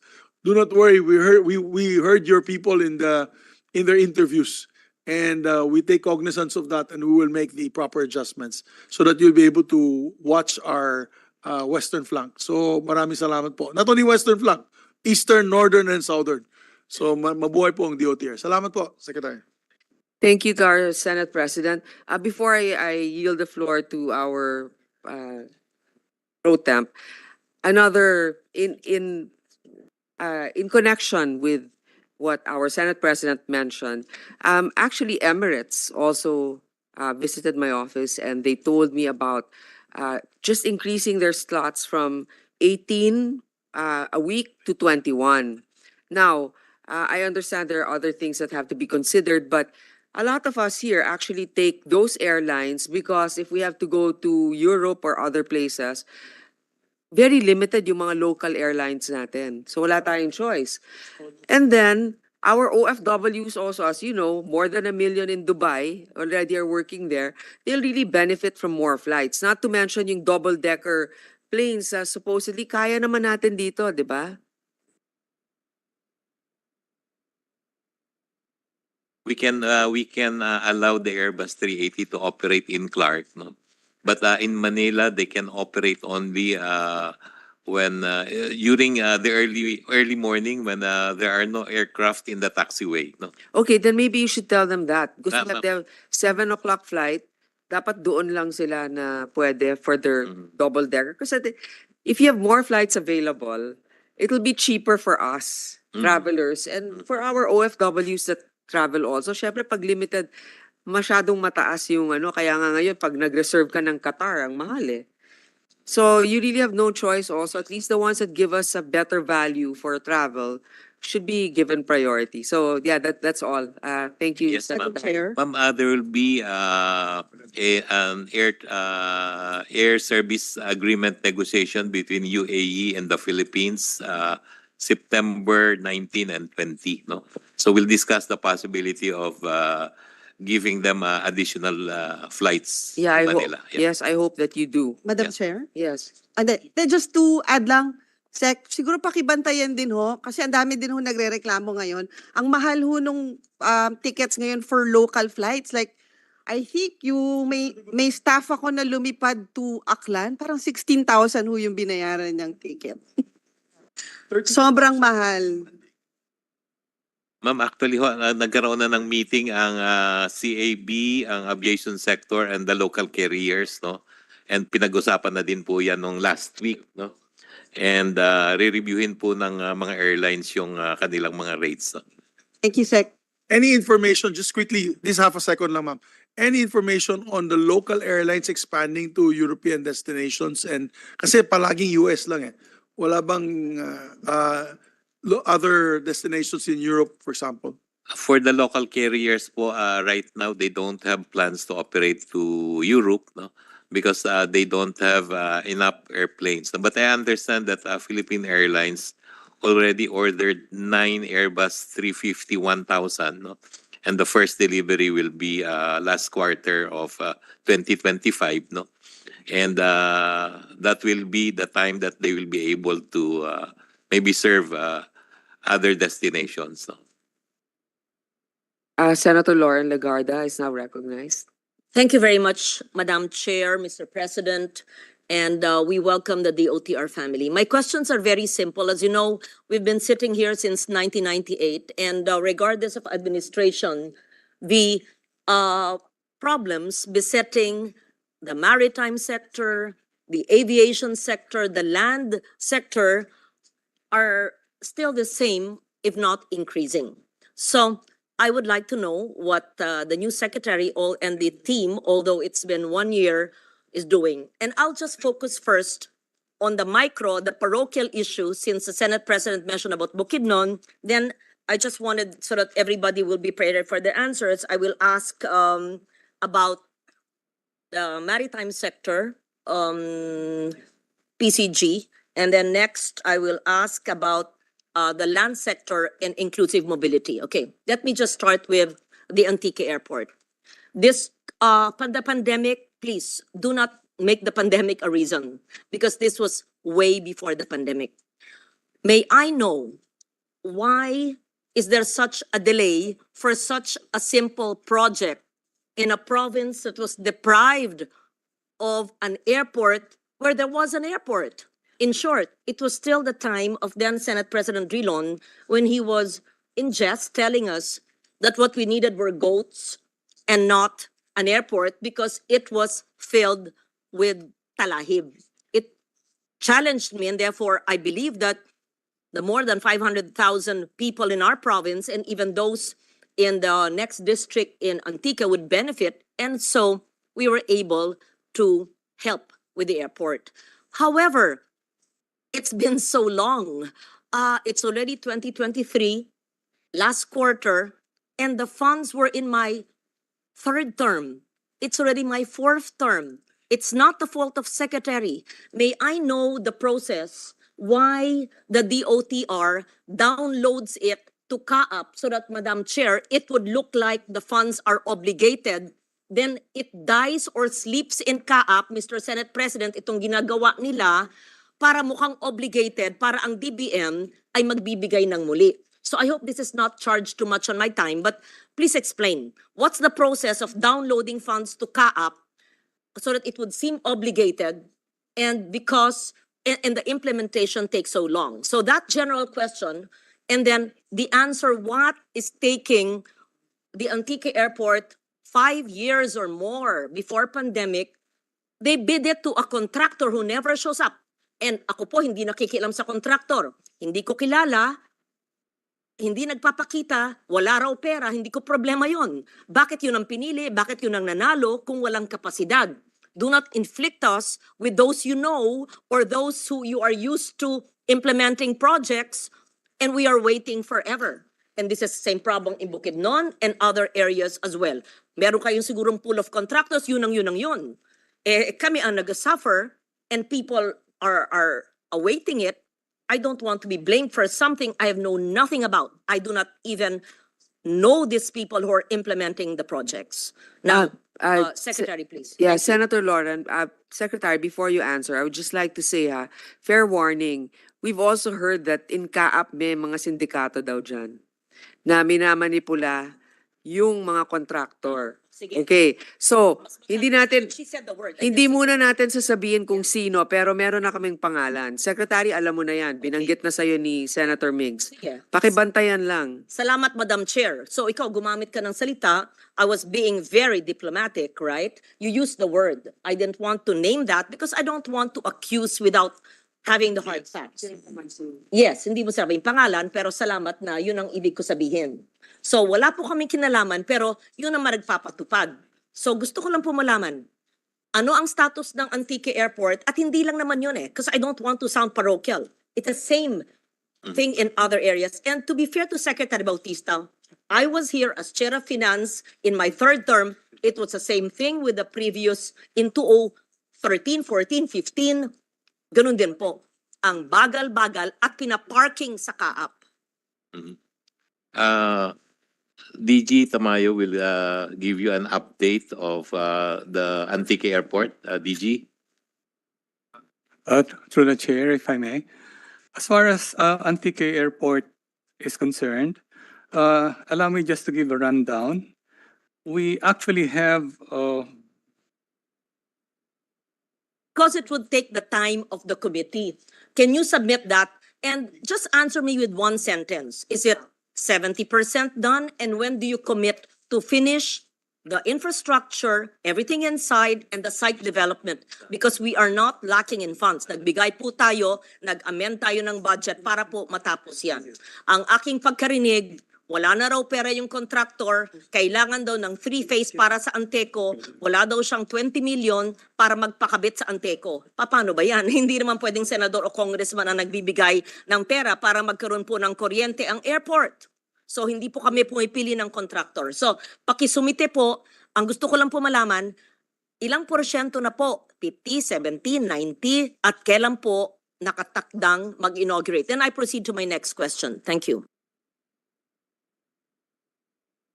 Ma'am, if I may, As far as CAP is concerned, we only have one downloaded project that we are supposed to complete, and this is Yung for status po bidding ng pa rin po. Antique Airport, sir, ilang porsyento po? And then yung procedure of downloading it to CAAP. Yun lang po. Ma'am, may I answer on the downloading? No, it has been the practice for many years, but recently, ma'am, we made a policy that it will be DOTR who will conduct direct bidding. No, Okay, para maliwanag, so it's been a practice of downloading pero mali yan eh. Kasi sa books, parang obligated pero natutulog sa CAAP. Kaya nga yung mga pangakong airport, kunin nyo yung listahan nung panahon nung Aquino administration na ngayon din na ako, mga may Masbate, may ganyan, kung saan-saan, hindi mga naituloy, natutulog. So alamin natin saan ang CAAP. Lahat ng pondong nasa CAAP in full transparency, pakibigay sa chair so that we will see. And all the airports planned since 2014-15 na hindi na ituloy, baka yung pera nandyan pa sa CAAP dahil naman hindi natin nakikita yan kasi na-obligate. we will submit them. So to prove the point, the fact that they are veering away from that practice means the practice is not good. Oh, di mabuti rin we cite it so it will no longer be done. Now, that's the status po. Porsyento lang po at kailan kayo matatapos sa Antique. Baka naman end of my fourth term po, 2028, dun lang po matatapos. Wag naman po, dahil third term ko po yun. To the chair, if I may, ma'am. As far as the construction of new apron, taxiways, PTB, admin building, and site development plans, it's 75.78 completed, and the target completion date is December of 2023. Kindly, sir, pakibigay po ng report na accurate po to date, right? Sa aking tanggapan, and I will hold you to that because every year they would say December 2023, nagbibigay naman ng petsa, hindi po nangyayari. Sige po, sana po matuloy na yan. Okay, I will not belabor the point because the good secretary mentioned that they will no longer rely on the usual practice of parking the funds in CAAP. Hindi napapansin ng DBM na natutulog doon. So I would just kindly request that CAAP will submit all the funds that are parked there that were intended for previous projects, namely airports, and what happened to it. Because I know it was during my time as chair when the funds for the Bukidnon Airport were amended in the budget. Yes, it was 2016. And it was not, you said nawala? It can't, nawala ba? It was not implemented. After, during the pandemic, Yeah. big chunk was taken out, utilized for the Bayanihan. So we went back to zero. It's probably not true because it's in CAAP. They cannot get anything that was downloaded in CAAP, and we will talk to you about that. Okay, so thank you for that. Second, I proceed to the maritime sector and perhaps to the Before we move to the topic, if it's Yes. if it's all right with our Yes. chairman, really half a second interjection lang. Secretary, di ba you also allow DPWH to UMOA with DPWH, for example, on the runway?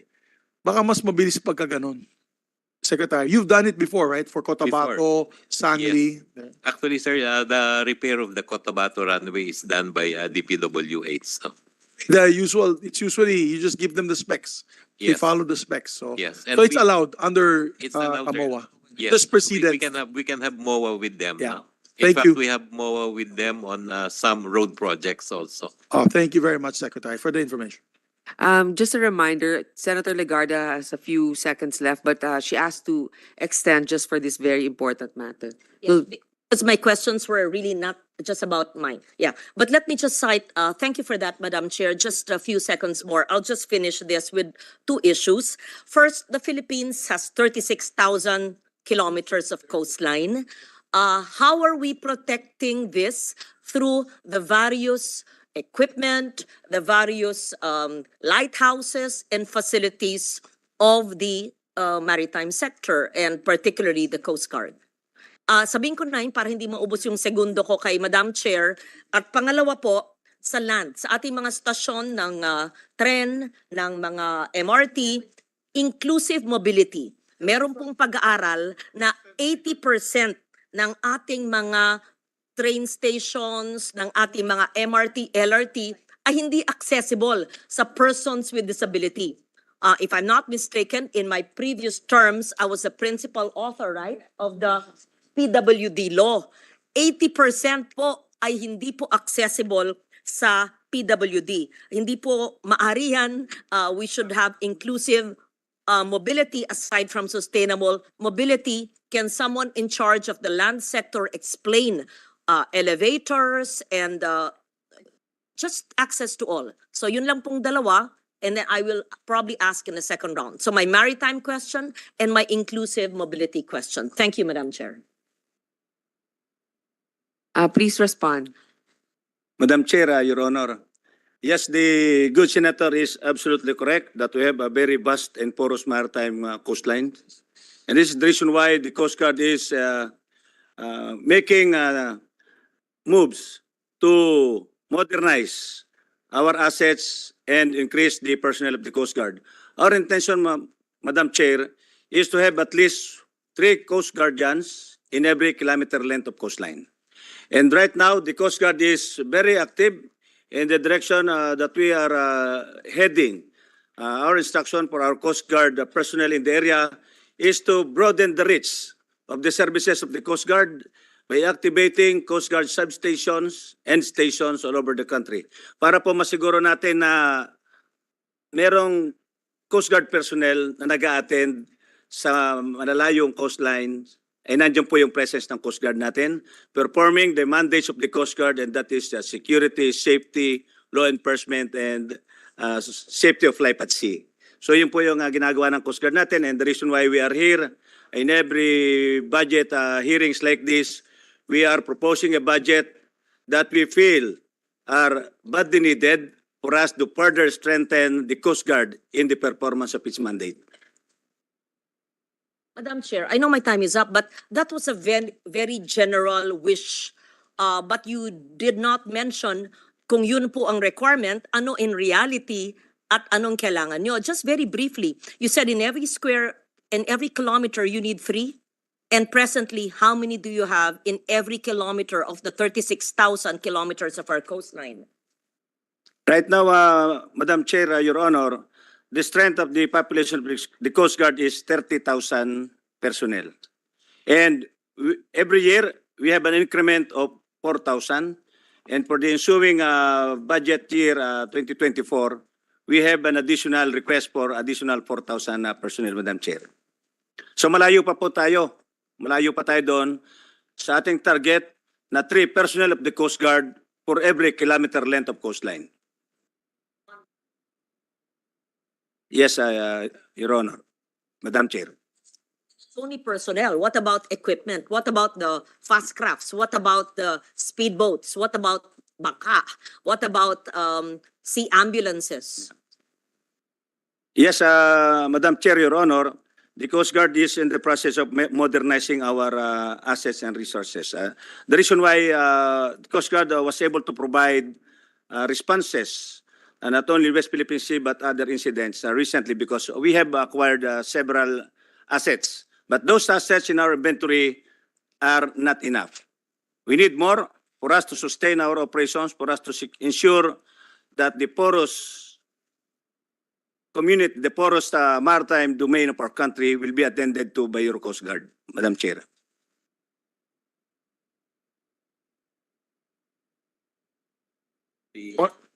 Rail sector, Madam Chair, rail sector, 2 things. One, existing and the future. On existing, about 98% of elevators of MRT are working. That's directly under the government and therefore DOTR. About 95% of elevators of Line 1 is also working. On the design side, for Metro Manila Subway and the North-South Commuter Railway projects, these observations made by the Rappler, Rappler, and we thank them for bringing this matter out. We already addressed that. The in-depth study investigative report by the Rappler on the accessibility of PWDs. But this is actually understandable because LRT Line 1 was constructed from 1981 to 1993, became operational in 1984, same time in September. September 7, uh, hindi pa ho masyadong sensitive ang mga planners at the time para sa mga differently abled persons. But we are now addressing that in the NSCR. For instance, very, very specific, accessible ramps, handrails in grab bars. They are already embedded in the detailed engineering design. There is a signage and wayfinding, again, embedded in all railway projects. About 3 years and since about 2 to 3 years ago, included in some of the specific tactile maps and emergency exit maps, tactile floor surfaces. These are very detailed, accessible entrances, tactile pots, automatic gates for wheelchair, accessible toilet, accessible elevator, sitting areas, and we can submit this to the committee, Madam Chair, of the inclusiveness of the differently abled persons in the current design of the NSCR and subway and the future railway projects of the government. Thank you. I'm very confident as long as Yusek Chavez is on top of it. I know he honors his word. Okay. Thank you, Madam Chair, for your confidence. So what is a commitment of the good Undersecretary for Inclusive Mobility so that our persons with disability can access all public infrastructure and transport? Because especially the chair has great confidence in you. So we would like to have timelines, Secretary and USEC, for inclusive mobility, especially for the PWDs. Thank you. That's my last question. On existing railway projects, our priority to make sure that all elevators are operational. And we're doing that. And that's not only our commitment today, it was our commitment since we joined the government. Second, there are simple matters that should be addressed already, are doable, including the toilets. Sometimes the toilets for PWDs are closed. But these are, this is not a general policy, but our commitment is to make sure that 100% they are operational. Another commitment is that they are already embedded in the current design of the railway projects. Thank you, Madam Chair. I thank you, my colleagues, for giving me the time. Thank you. Madam Chair, Secretary Bautista. in addition to what Yusek Chavez mentioned, no, part of the program for the modernization of Manila International Airport is to also improve the accessibility of people with disabilities, with seniors, and passengers who would need all these structures of the airport. No? That's good to know that also it's incorporated in not just the rail sector, but in other modes of transportation. Yes, ma'am. Terminals. Even the EDSA busway, we're talking to possible investors who will submit their unsolicited proposals, and our requirement is also to provide elevators or escalators or ramp, no, for the EDSA busway. Thank you, sir. Madam Our Chair? majority leaders now recognized. First questions. Yes. Sorry. Huh? Madam Chair? One more response. Yes. Yes, in addition, it's not only the rail, the aviation, and also in addition to what the Secretary has said, in our current projects for road transport, we are adopting the regulation on accessibility requirements for PUV. So we are requiring these accessibility components, especially for the class 4 PUV, the ramp, step board, wheelchair provisions, handrails, handholds, stop request signal, visual announcement system for minibus and PUV units through our certification process. In the EDSA Greenway project, which aims to enhance pedestrian mobility, access and safety around identified rail stations along EDSA, we have also incorporated the accessibility requirements.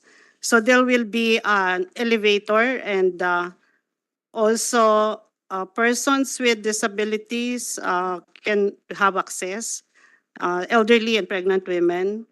The project is in accordance with the BP 344 accessibility law and will include construction of walkways with lifts, wheelchair, mini lifts, emergency and PWD emergency assistance, signages, and ramps. The active transportation, we have also, we are also including pedestrian walkways to improve PWD accessibility. For the Davao Public Transport Modernization Project, we have also included in the design and also on the specs of buses. The pavements are to be built to be accessible to with accessibility in bus stops, terminal, and depot. Pavement, there are also pavement markings included for blind and other PWD. Likewise, Madam Chair, in the Cebu BRT, we have embedded in the actual construction the accessibility for PWDs going in and out of the stations and buses. That's all, Madam Chair. Thank you. Thank very you, much. Undersecretary. The chairperson asked me to preside over the meeting while she's just on a quick break.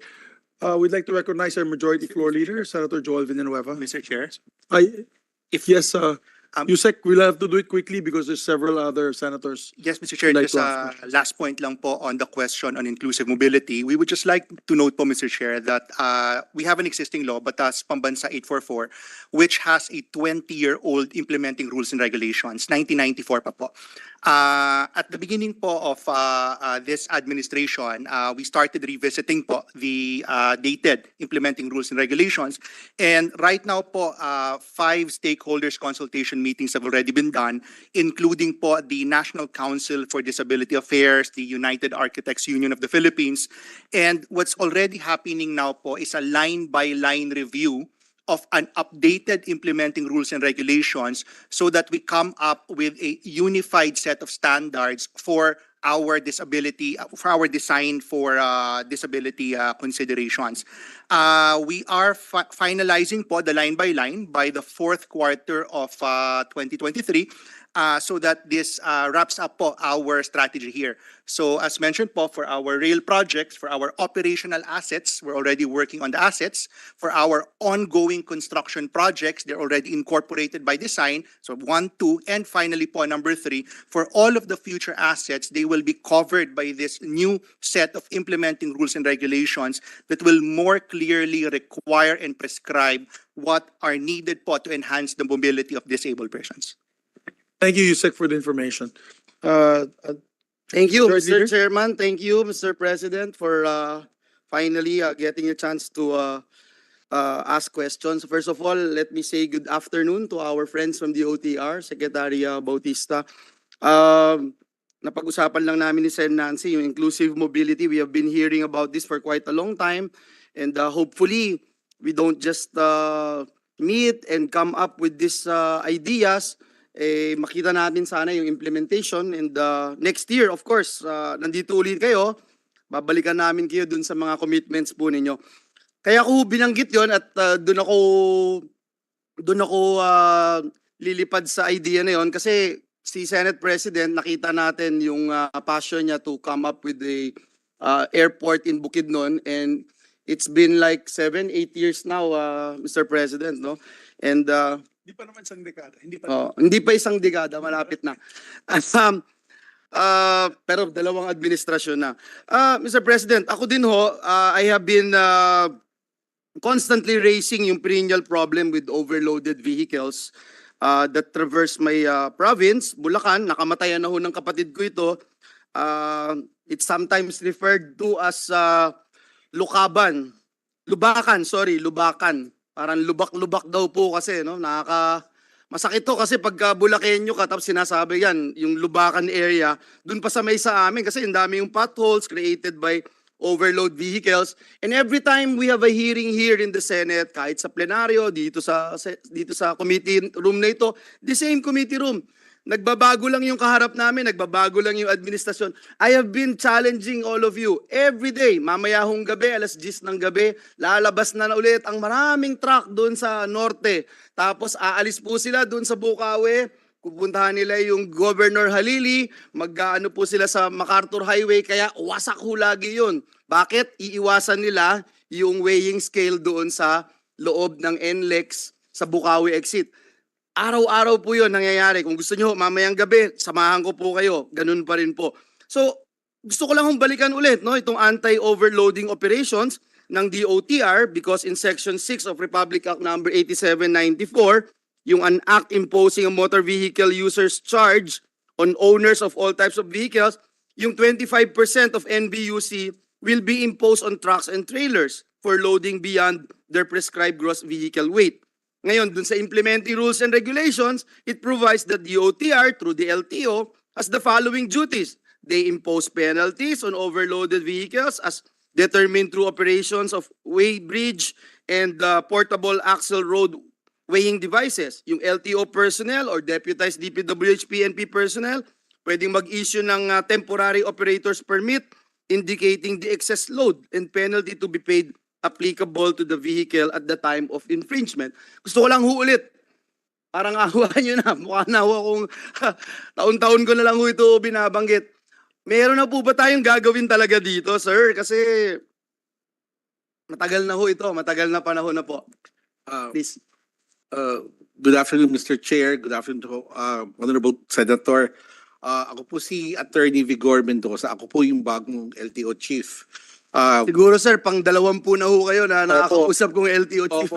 Opo. I've heard of your concern po. On Thursday, this coming Thursday, meron ho kaming meeting with the Highway Police Group, with the DPWH, precisely to address your concern. Kasi na umabot na po sa amin yan, yung issue ng mamalalaking truck na galing Pampanga, dumadaan po ng Bulacan, para mag-coordinate po kami ng efforts. Ang isang problema ko namin, siguro Mr. Senator, baka matulungan nyo kami, we want to have our own weighing scales. I already provided the weighing scale last 2 years ago sa budget ng, I think, DPWH ko nilagay. Opo. So we have to coordinate with DPWH for purposes of implementing yung overload.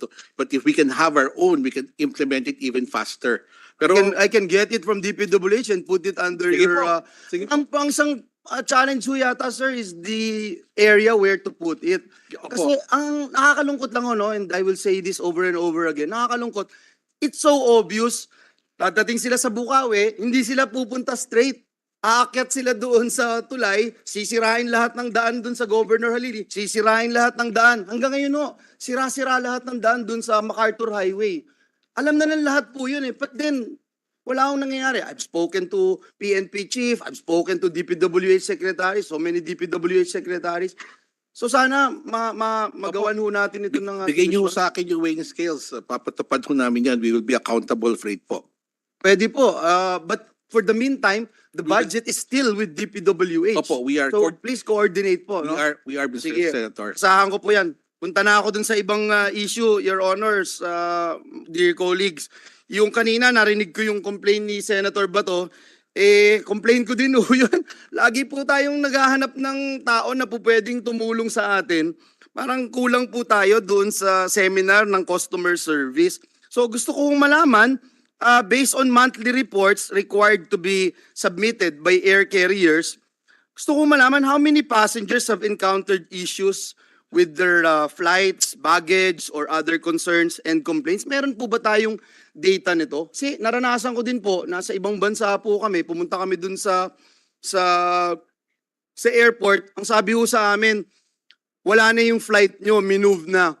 From 9 o'clock to 7 p.m. Saan ho kami pupunta nun, 7 p.m.? Tapos, ang masama ho nun, meron pang in-between, may in-between na flight, pwedeng bumili pa. May isa sa amin na nakita ho namin sa airport, nakakuha siya ng flight in between. Sabi na, ba't hindi kami doon nilagay? Kasi binebenta pa pala yun. So ang hirap po no? Tapos wala kang mapag-complainan doon sa air carrier. Unfortunately, ang hirap talagang mahalin ng PAL. Ang hirap mahalin ng sariling atin. Kasi ang sama ho ng serbisyo, pero dahil gusto natin na tumulong, go local lagi.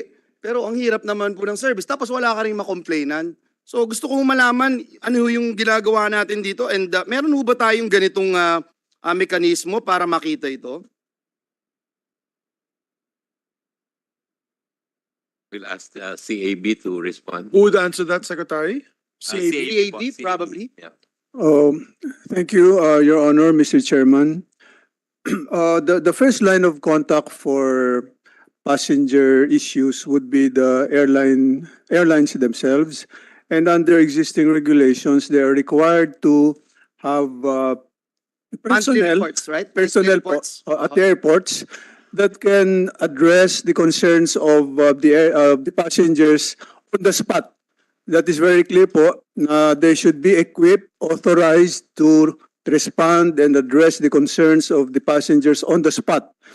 Ngayon po, as a second layer, kasi maaari pong hindi sila magkaintindihan o hindi magkaunawaan, kami po yung second layer na meron po tayong mga 33 airports na may mga commercial operations that we have help desks at ito'y kaakibat ng malasakit help desk at parang partly in response po sa sinabi ni Honorable Senator Bato de la Rosa, nagpapasalamat po ako. Thank you very much po for the heads up at nalulungkot din po ako na despite po the very high standards that we maintain in terms of the quality and responsiveness and competence of our people in the airports, meron pa pong mga bad eggs din. Ano ho?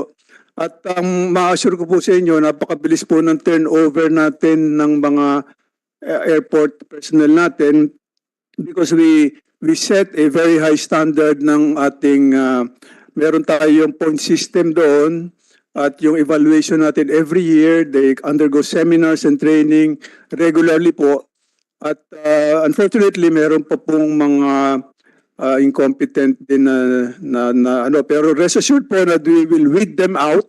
Ngayon, babalik po tayo dun sa case. Opo. So, we are still growing that system, continuous training, at pagka po hindi pa rin na-settle kasi ang gagawin po ng aming help desk personnel, sila po mismo mamamagitan na doon sa airline at saka doon sa pasahero.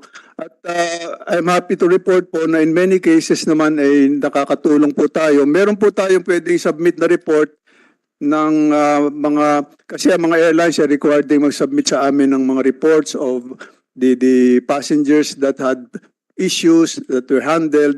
Kami rin po, meron din Sir, can po I go straight to my point? Yung question ko lang po, kung ilan yung passengers na na-encounter natin na may issue with their flights, may issue with their baggage, may issues or concern ng complaints. Kasi isa ho ako doon sa nagko-complain pero wala naman ako mapuntahan, wala ho akong magawa. No. So gusto ko malaman, may recorded po ba tayo? Ilan po yun? Kasi ang tinupunto ko ho dito ay yung pong Bill of Rights ng ating mga air passengers. Yun yung gusto ko hong puntuin.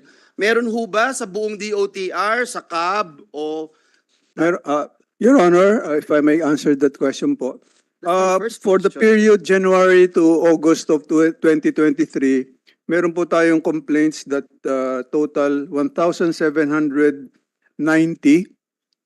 At yung pong nature ng complaints, they vary po depende sa prevailing conditions ng air Thank you, travel. sir. That's good enough for me because I don't have much time. 1,790, yan lang ho yung nag-complain at hindi po ho kasama yan yung sa airlines, no? Opo. Ito lang po yung sa inyo, sa CAB. Kaya ko binanggit yan kasi just recently, nasa Pampanga po ako, pinag-uusapan namin dito sa Senado, yung mga na-offload naman doon sa human trafficking. 32,000 na offload. Pero ang involved sa human trafficking, 400 plus. 1.98% of the total. And yet, wala akong binigay o binalik sa kanila. So ang question ko ho, for example, dito ho sa atin, how much are being collected as penalties against air carriers na nag-violate po ng Air Passenger Bill of Rights program natin every year. Kung ang maximum penalty po ay 5,000 for each violation under the CAB Charter, ang tanong ko, wala ba talagang pupunta doon sa, kasi this is not going back to the passengers, no? Ito po'y napupunta doon sa national coffers natin. Kaya nga, doon sa isinusulong po natin, dapat imagine yung 32,000 na in-offload, wala na ho yun. May nakausap po ako kamakailan, 2 beses siya na na-offload, this July and last August. So, unfortunate, and that's the main reason why I'm asking this question. I wanted to find out, do you agree na dapat hindi lang sa national coffer pumunta ito, dapat mabigay ito dun sa mga passengers na naapektuhan? If I may po, through the chair, ito pong mga nakaraang 3 years, nakapag-collect po kami nakapag-impose po kami ng penalty amounting to about 97 million. At ang karamihan po ng bulk nito ay dun sa mga non-refund, yung hindi nakapag-refund. But to answer the question of the Senator, Honorable Senator, yung pong kasing legal perspective, pagka offloading dahil sa government order, alimbawa po ay yung dahil sa trafficking, human trafficking, ito po ay considered as parang beyond the control of the airline. So unfortunately po, this will result in what they call non-refundable. We know that, sir. So ang question ko, kung yung airline yung may kasalanan, nako-compensate po ba yung passenger? Yes po. Kasi po But not using that amount that you mentioned that you collected, the 97 million. It's over and above the payment of the airline company. Opo. Because the 97 million po is in the nature of penalties, civil penalties that under the law will go to the national coffers. Okay, yes, that's my point. It's going to national coffers, but yung passengers, talagang at the end of the day, Madam Chair, napaka-importante na ang maprotektahan natin yung naapektuhan, yung talagang hirap na hirap dito sa mga sitwasyon na kagaya nito. One point that I'd like to raise, and also I sound like a broken record, I've been raising this every year. Pag tinignan po natin yung staffing summary ng ating departamento, meron po tayong 1,536 na unfilled positions sa buong DOTR. Meron po tayo na job order at contract of service na 1,090. Actually, very decent pa po ito compared dun sa DPWH, DOH at DepEd. Yun yung isa sa mga notorious. But this has been my advocacy ever since I became a member of the Senate. So gusto ko lang malaman what is going on. Mataas po dito yung sa OSEC, 1,101 unfilled positions. Ano yung po pwede naming magawa? Dahil kanina binabanggit po dito sa report na halos wala po silang personnel at nakadepende sila doon sa job order o contract of service, gayong ang trabaho na kanilang ginagawa ay isang regular na trabaho na dapat gampanan ng isang empleyado ng pamahalaan. Madam Chairman, Your Honor, regarding the unfilled positions po, Your Honor, we confirm po yung data that was cited by Senator Villanueva, and bulk of this po ay nasa LTO and the central office. Ang ginagawa po ng ating, under the guidance of our secretary, the first order of business po is to revisit the structure of the DOTR. For the information of the committee and the Senate po, unlike other agencies, ang DOTR po has never reorganized since 1987. Kaya po ito po yung pinagtutuunan po ngayon ng pansin, and meron pong Institutional Strengthening Committee na binuo po si Secretary na ngayon po ay tumitingin sa lahat ng ito so that we can update yung pong structure. Dahil one of the reasons po kung bakit hindi po na fill upan is hindi na rin po kasi apt yung position for the current demand of the mandate. Yun naman, kaya po ito po kasama po yung mga attached agency ay nire-review na po ito lahat para po maisumiti po sa DBM for the upgrading or the reorganization of the DOTR. You have a timeline for this, sir?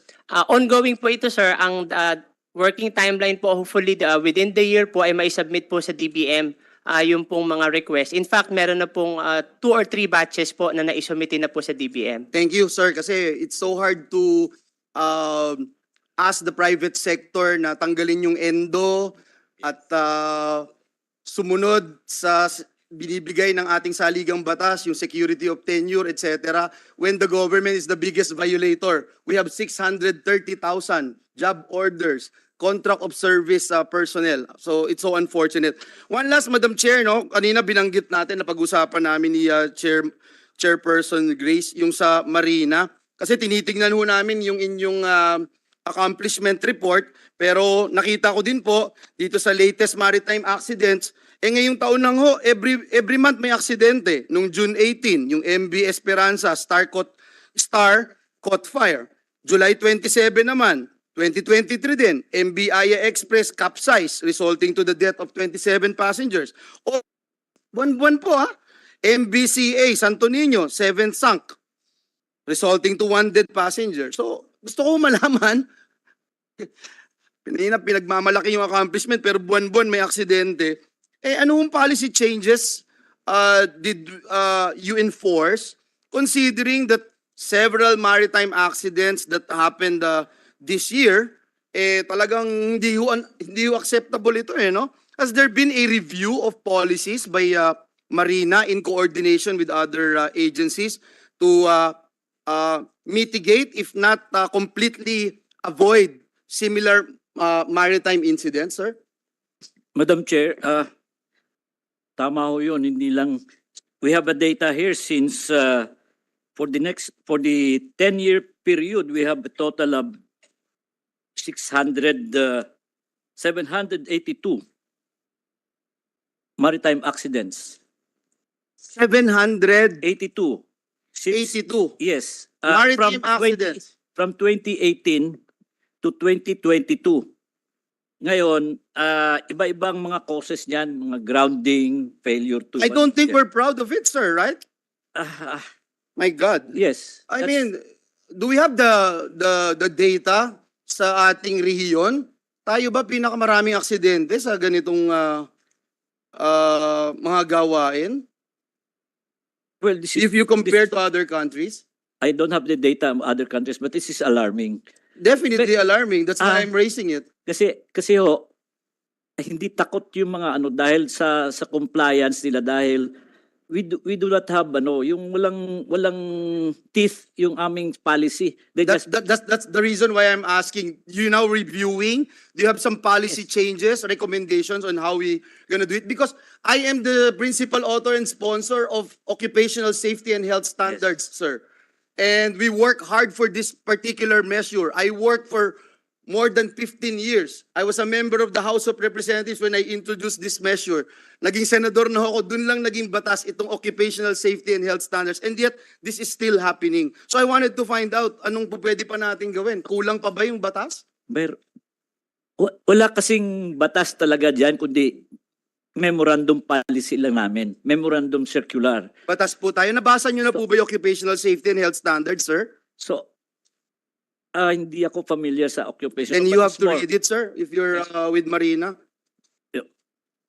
But otherwise, this will continue to go on and go on.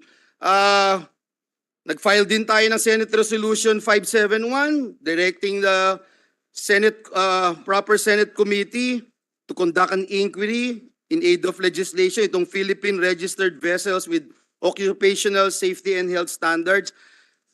Again, itong binabanggit po ninyo na 782 maritime accidents 2018 to 2022 is alarming, sir. Yes. Some of them are bangkas, you mostly have And can we just say what we are going to do now? I wanted to wind up. What are we gonna do? How do we improve this? I mean, kung ito yung data natin, yung mga nanonood sa atin, huwag na kayo sasakay. My God. Meron din kami ginagawa, gaya ng we are trying to educate and the vessel owners, like for example, yung Maritime Safety Summit. We are going to have a Maritime Safety Summit.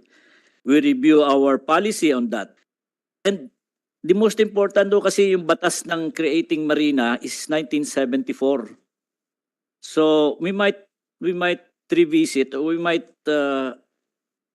request for a sort of amendment to the PD 474 pa yung batas sa Marina. Sir, let me cut you there. In August 8, 2023, August 8 this year, during the hearing of the Committee on Public Services, chaired no less than by our chairperson here, Senator Grace Poe, yung pong capsizing ng MV Aya Express, yung Marina did not strictly enforce itong sarili niyong memorandum, Circular 2016-02, which mandates the phase out of all Philippine registered wooden hull ships carrying passengers in domestic shipping until December 31, 2020. According to this memorandum, the boats should have fiber-reinforced plastic or steeled hulls. Hindi ho na-reinforce ng Marina ito. So, Batas pa rin ba? Memorandum pa rin ba ang pinag-uusapan ho natin, sir?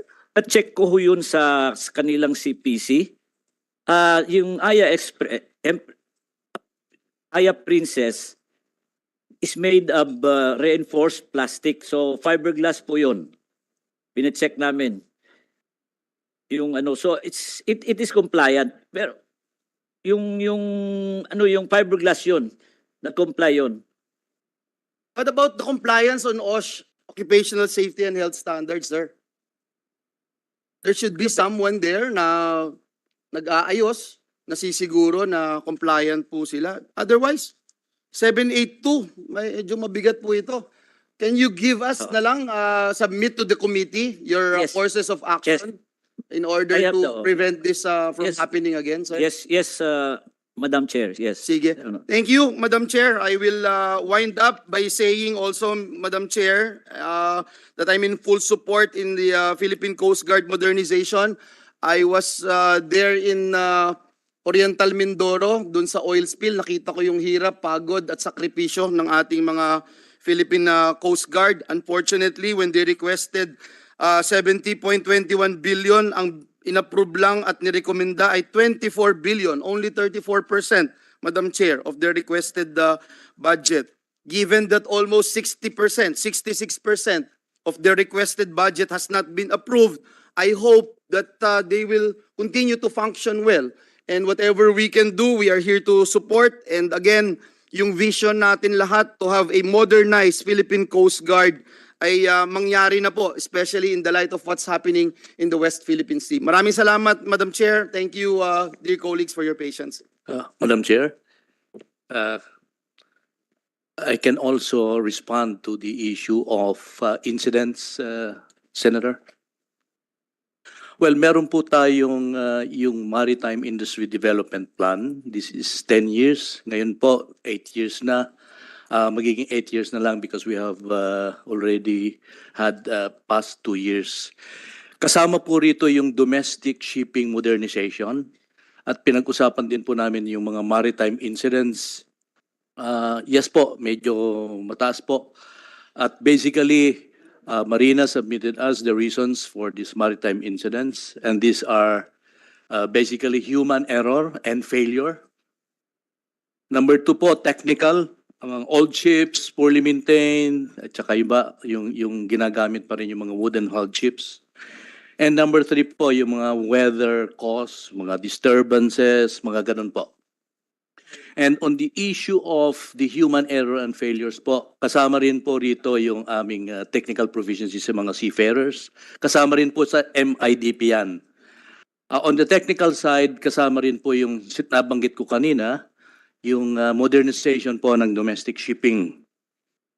At dito po sa weather disturbances din po, again, sinusunod po strictly na pagka nag-signal number 1, stop po lahat ng mga sailings po natin.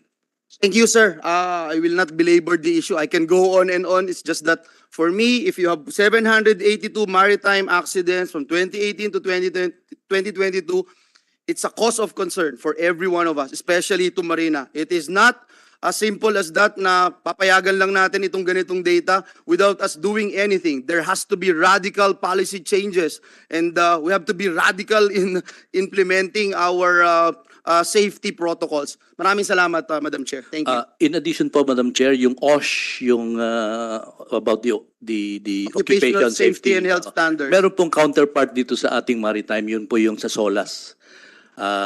Bali po, safety yon ng life ng mga tao. Which obviously not being implemented well, sir. I'm sorry to say that. Thank you. Thank you. Let me remind our colleagues that we still have a few on the list that would like to ask questions. So you have 7 minutes. The next is Senator Binay, after which is Padilla, and then Gatchalian, who's present, and also De La Rosa. Senator Binay, you're now recognized. Thank you, Madam Chair. Magandang tanghali po to the DOTR family. Katulad na nabanggit kanina ni Majority Floor Leader, gagayahin ko siya, magsisirang plaka na din ko. Alam mo to ni Madam Chair, every year I've always raised yung issue nung mga locally funded and foreign assisted projects po natin. And in fact, meron hong 3 project that already cost the government 7.46 billion kasi unutilized ho siya or underutilized. Can we just get an update kung ano na ho yung status netong 3 projects? Well, yung New Manila Area Control Center, yung DOTR MRT3 capacity expansion, tsaka yung Land Transportation Management System. Tuloy po ba ito or nagkakaroon ng pag-uusap kung paano ipagpapatuloy yung programa or totally i-abandon na po ng DOTR?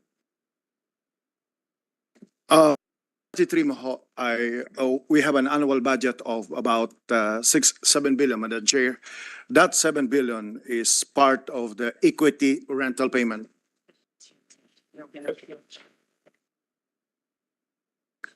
Yung successor, ito ho yung, kasi dun sa audit finding, ito ho yung 48 na LRV. Okay ho. That's the Dalian train po. The status of the Dalian train po, the first release was about, during the time of Pinoy, about 560 million, and subsequently, under the President Duterte, additional 450 million was released. The reason why it is not yet paid because there are pending technical issues. Number one, pumasok ang gobyerno ng isang loan agreement sa Japan International Cooperation Agency. In that loan agreement, ang rehabilitation and maintenance will be provided by the Sumitomo, a Japanese company. Sa ilalim ho ng concession agreement,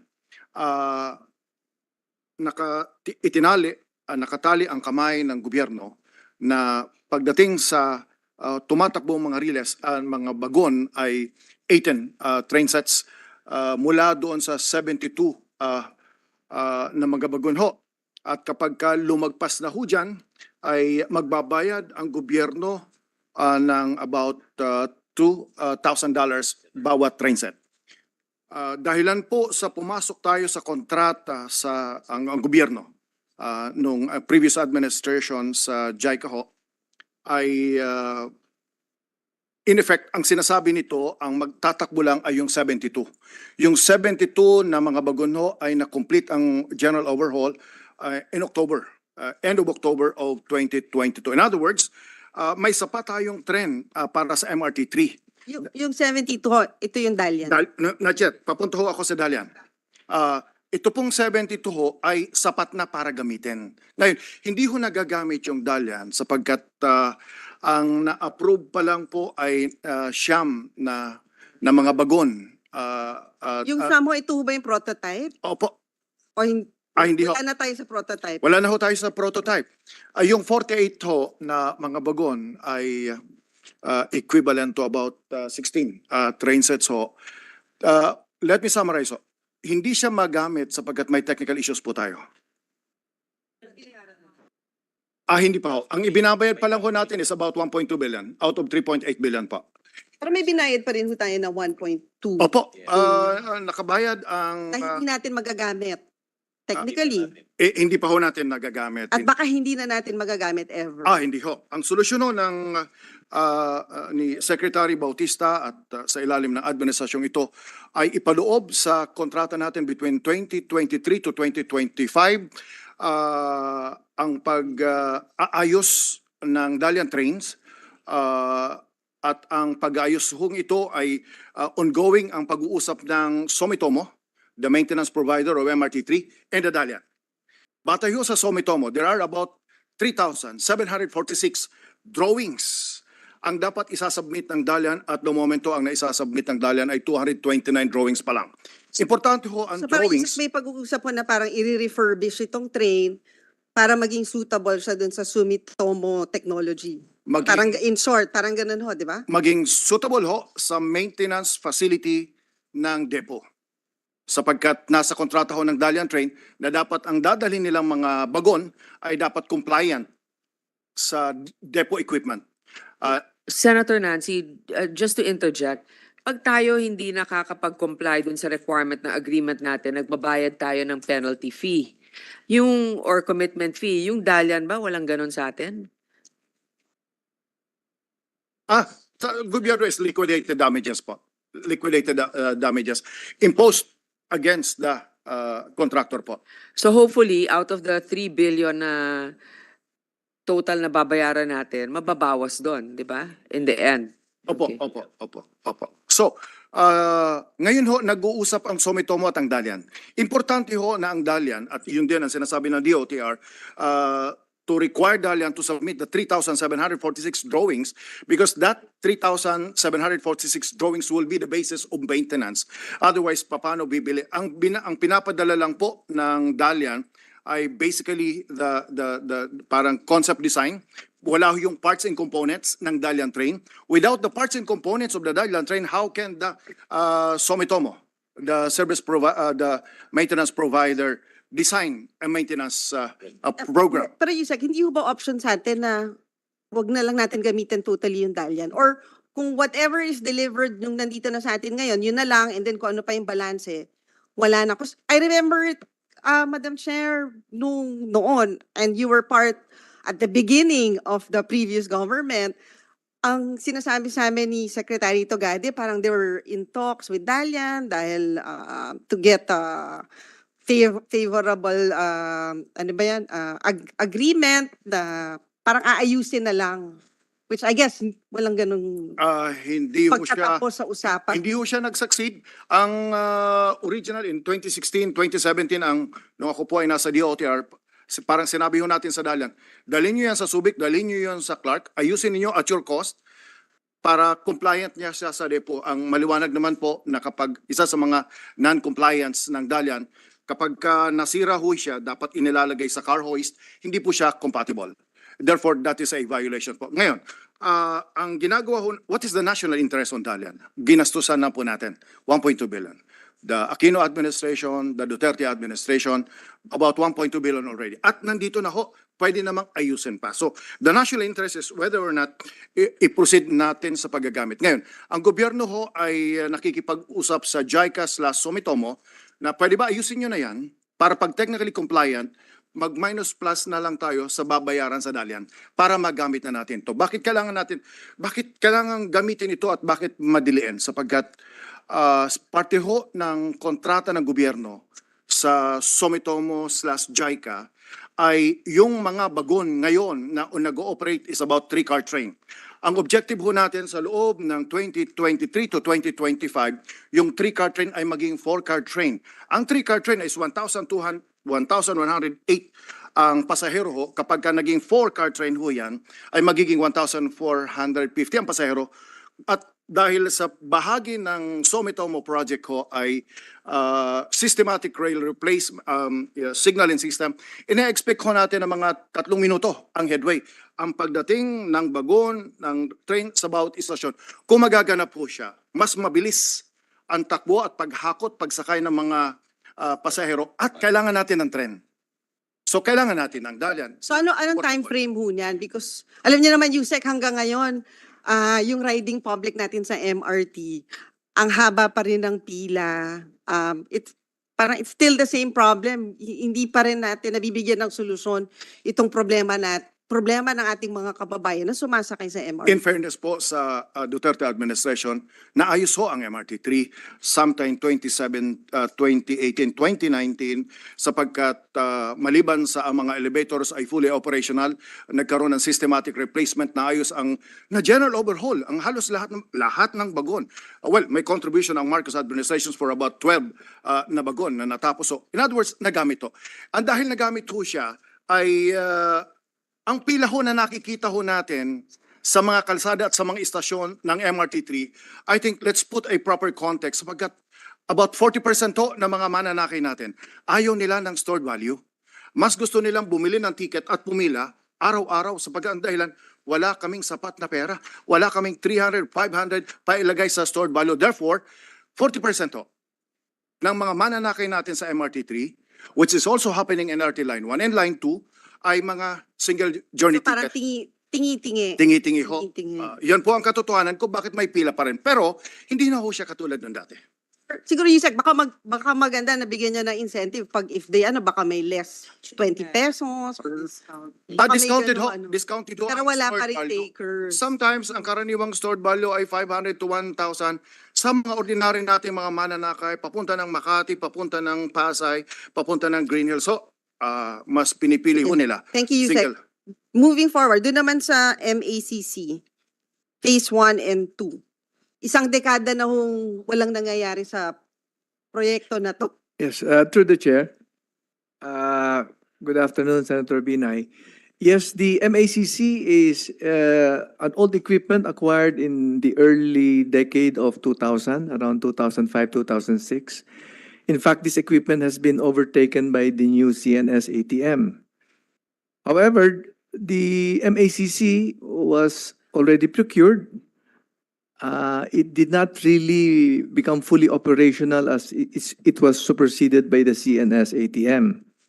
In addition, there were issues with respect to its usability because based on expert assessment of the system, there were issues about its accuracy and reliability. A third-party organization, in fact, was engaged to make this independent verification. Currently, it is still situated in the premises of CAAP, and it is not in use.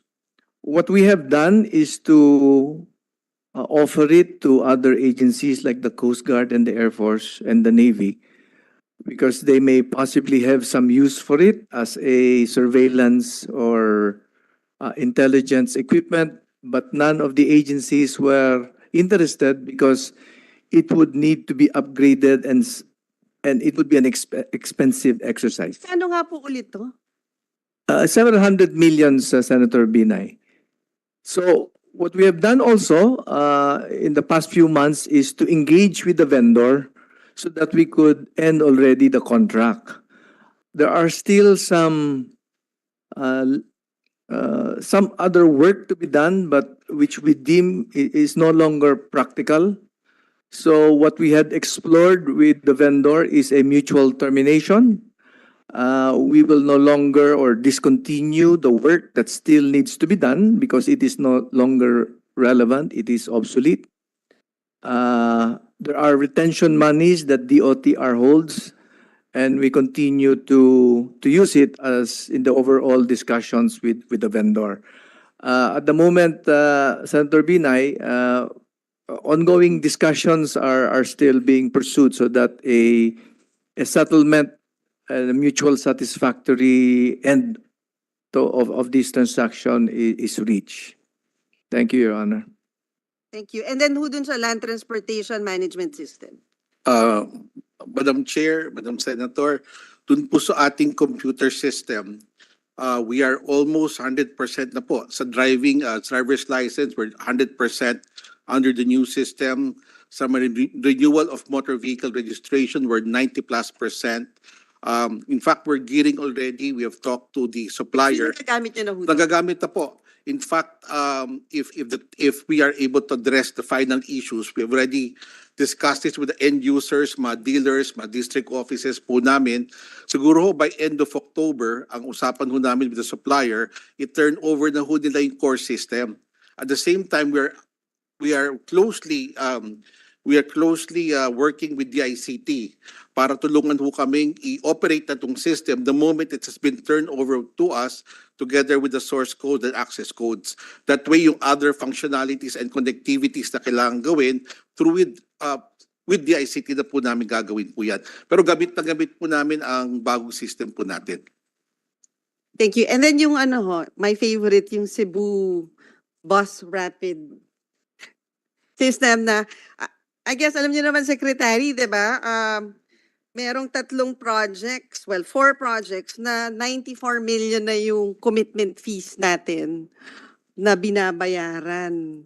So ito yung CBRT, itong Cebu International Container Port, tapos yung Malolos Clark Railway Project, and then yung IPIF.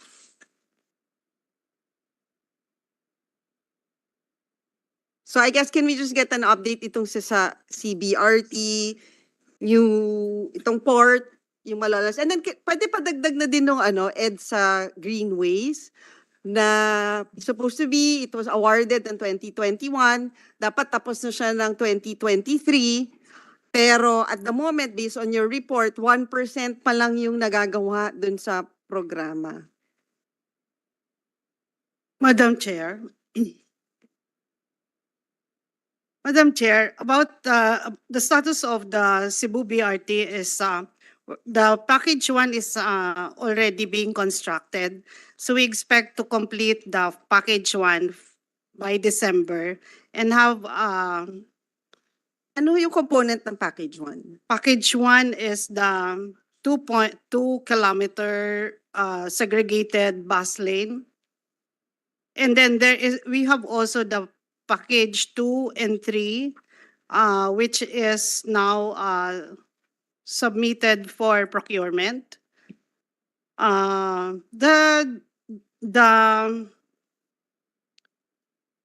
delay, Madam Chair, is I think we have already also informed this body already that the delay has been mainly due to the change in the scope and alignment due to the increasing passenger demand and introduction of the Metro Cebu Integrated Intermodal Transport System. And also, this is aggravated by the quarantine limitations due to the COVID-19, prolonged implementation of the project, the low utilization, and the unresolved concerns of DPW. So kailan ho siya matatapos? The package 1 we will complete by December 2023, Madam Chair. But we may need to, we are also submitting to. Pag yung sinabi ko kung kailan siya matatapos, ang I ibig think sabihin kailan ho siya magagamit? The package 1 we can already use by December. January. January Opo. 2024. Opo. But this is just the partial operability. And then if I may already continue to the greenways, the greenways project, the commitment fees charged and paid for last 2021 amounts to 6.9 million. In 2022, 10 million. The reasons is because, or reasons are, there's really zero withdrawal from the loan for years 21-22. Madam Chair, the project was approved by NEDA in 2020, and there's the pandemic. That's the time when there's that pandemic. So there has been a delay in the start of the program of the project on the parcellary surveys. Also, it is also difficult coordinating with the utility providers on the relocation of their lines, and also delays in coordination with agencies. So that's really that ate up the time. That's the time when that project was approved, the loan was approved. So parang effectively wala pong masyadong nagawa during that time because coordination with agencies is so difficult. Kasi pag minsan sarado, pag minsan it's really restricted. So ngayon po, Pero itutuloy pa rin ho natin yung yes, programa. yes ma'am. Yes, Madam Chair. We are continuing with the project. Kailan ho matatapos? There is, we are in the process of submitting NEDA extension of timeline to NEDA and maybe USEC. Kailan magagamit? 2028 or yes. 2028 pa? Yes. 2027. Madam Chair, it is because it's taking us so long to relocate the utilities. We are coordinating with 16 utility providers. And we are only allowed, and during the time of relocation, we are only given a period of 10 p.m. to 5 a.m. Yeah, so ibig sabihin nun, from now till 2027, we'll be paying penalties. Tama po ba? Yes, Madam Chair, unfortunately. Hindi ko alam, Sec, siguro baka, I don't know kung, baka dapat pag-aralan nyo kung dapat pa bang ituloy itong ganitong programa or... Ma'am, Kasi dapat technically tapos na siya Yes. this year eh, Yes, pero... yung commitment fee, ma'am, this is being charged by the lender, no? Parang interest or share nila doon sa kanilang funds that they have set aside for the project that they are not earning interest, no? So, re-reviewin po namin yan. We'll review this, no? And siguro for future projects, we are negotiating that there should be no commitment fee. No? Hindi, tsaka Sec, katulad na itong Greenway, supposed to be in 3 years, dapat tapos na yung project. But with your new timeline, parang additional 4 years pa. Yes, ma'am. Actually, we're trying to fast track this. This is a 5-kilometer walkway. This will be in 5 locations, no? But one of the major problems is the relocation of some utilities, no? Because we can only work certain time of the evening, no? Para hindi traffic. Actually, yan yung requirement ng MMDA so that hindi po maging Yung madidisrupt yung traffic, ng ma'am. EDSA. Kasi kung magtatrabaho sa araw, no, magkakaroon po ng masyadong traffic doon sa area, no. Kaya ginagawa lang yan during early morning kung walang masyadong traffic. Kung sa Malolos naman ho, Malolos Clark Railway Project. Madam Chair, if I may cover po, Malolos Clark and New Cebu and somehow po yung earlier projects. Madam Chair, if we may just clarify po, the commitment fees that we incur and that we pay for our foreign assisted projects are not necessarily penalties po. But regardless, Yusek, but at the end of the day, meron tayong binayaran na X amount, di ba? Whether, di ba, may kahit anong paliwanag, nagbayad tayo ng 90 million for delayed projects. Di ba?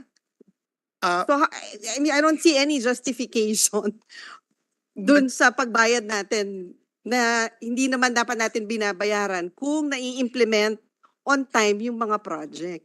Madam Chair, most of the commitment fees that we pay are not because the projects are delayed. Even if a project po is fully on time or even ahead of schedule, we still have to pay commitment fees because, for example po, let's use Cebu BRT as an example. The loan po was entered into in not a good example. Let's use Elsa Greenways po. The loan was entered into in December 2020. It had a 3-year implementation period. So the loan po is around 6 billion pesos. Yung 6 billion po na yon, that is not spent in 1 year. So let's say for example po, 2 years in original plan po to. 2 years in 2021, 2 years in 2022, 2 years in 2023. 2 billion. 2 billion for each year po. So for year 1 po, yung 2 billion na nagamit, magiging utang na po yun. So for which we will pay interest. But the 4 billion na hindi pa po nagamit noong year 1, but which we borrowed already, we still pay commitment fee. So even if we were able to implement po EDSA Greenways on time, we would have still paid for commitment fees for the undisbursed portion of the loan. But Madam Chair, that is not to Pero say... yung sinasabi ko naman na 94 million, yung 4 projects na yan, it's because of the delayed implementation. Madam Chair, if you're referring po to the OCOA report po, yes po, meron pong portion that is really attributable to delay po, Madam Chair. So kahit anong paikot-ikot mo na it's not because of delay, it's still delayed. Diba? Apo. Yes, Madam Chair. Yes po. Delayed talaga. Huwag mo nang anuhin, pagandahin. Madam Chair, if I may po sa New Cebu International. Ano na tayo kasi kulang na tayo sa time. Can we just proceed dun sa Malolos Clark? Because I think they've already explained, but can we just get the status of the Malolos Clark? Delayed din po to, di ba? Or ito yung kasi from Chinese to... What is about Malolos to? Malolos to Clark po is Asian Development Bank.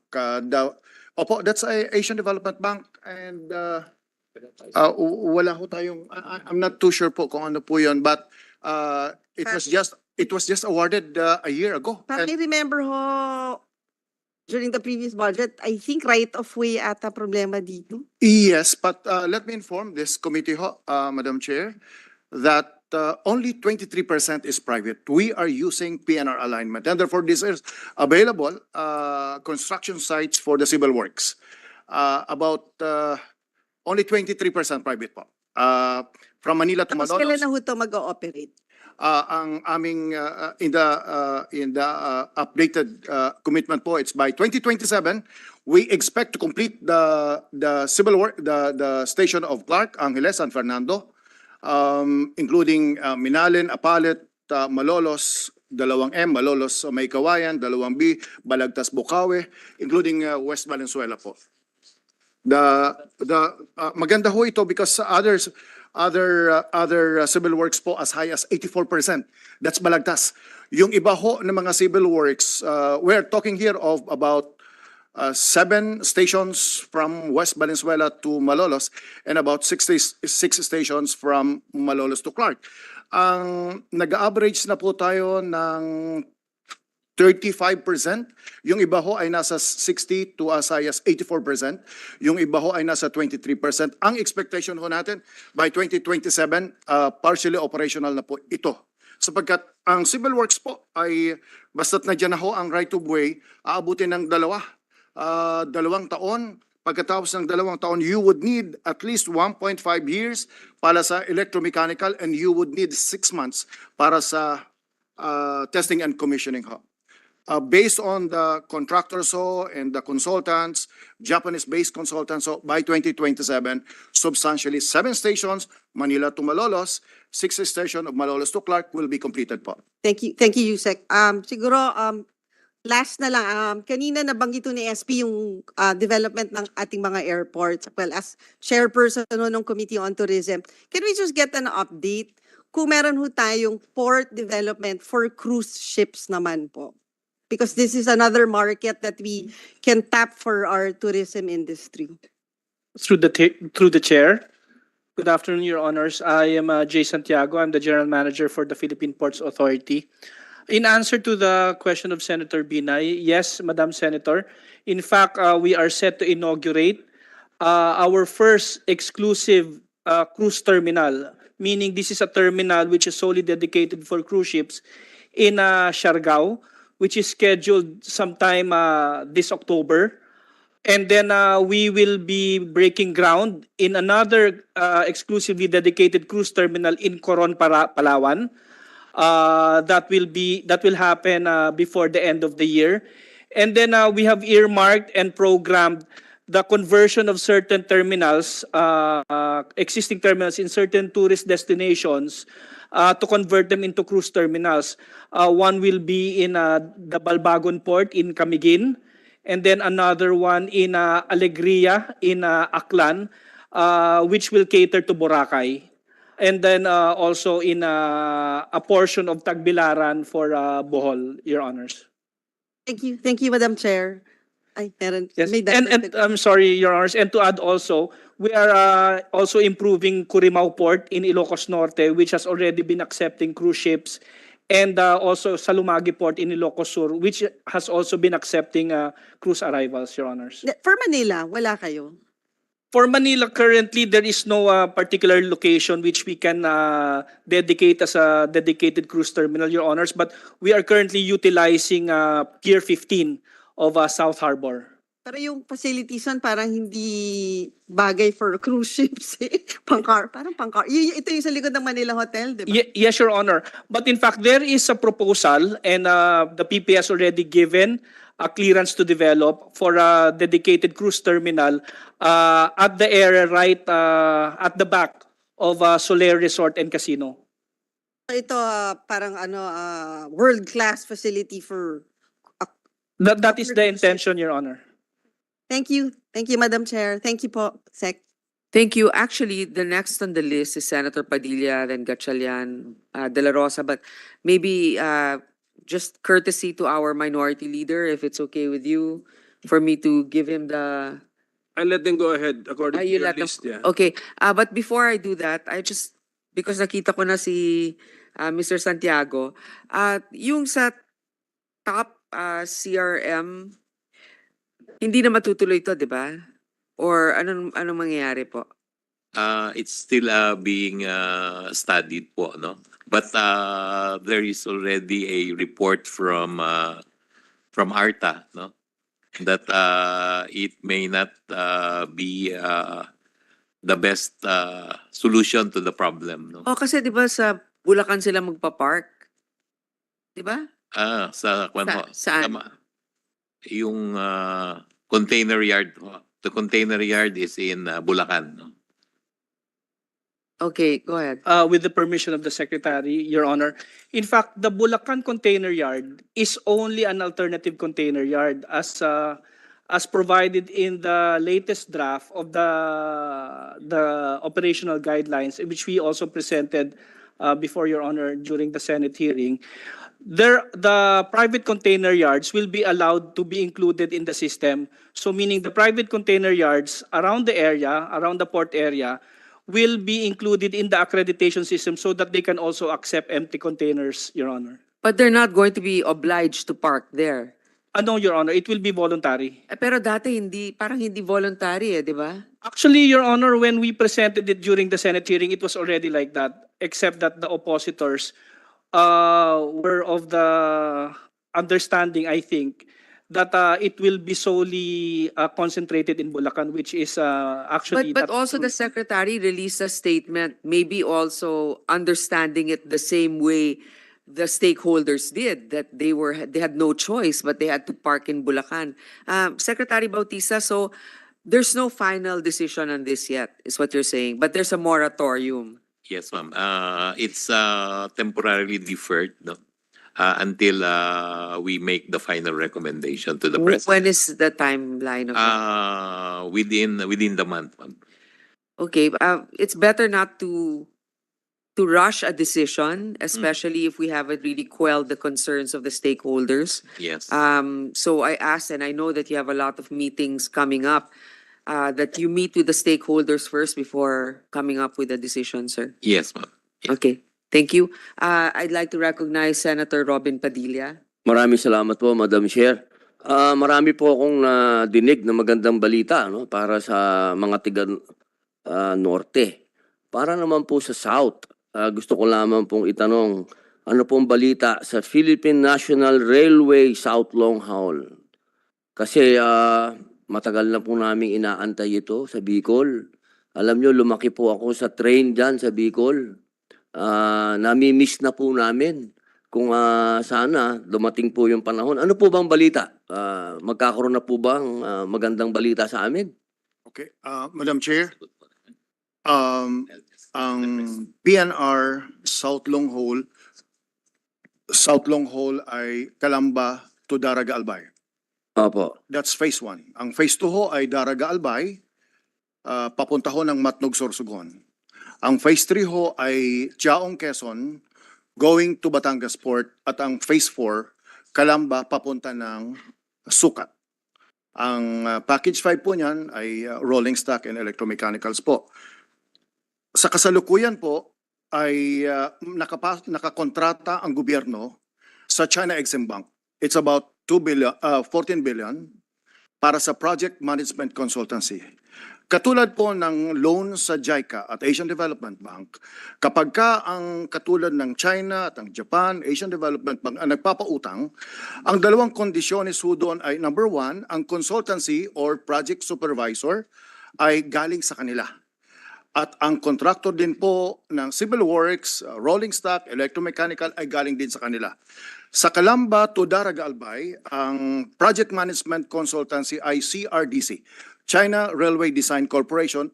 Ongoing po ang trabaho ho nila. Opo, Going na po. consultancy pa lang po yun.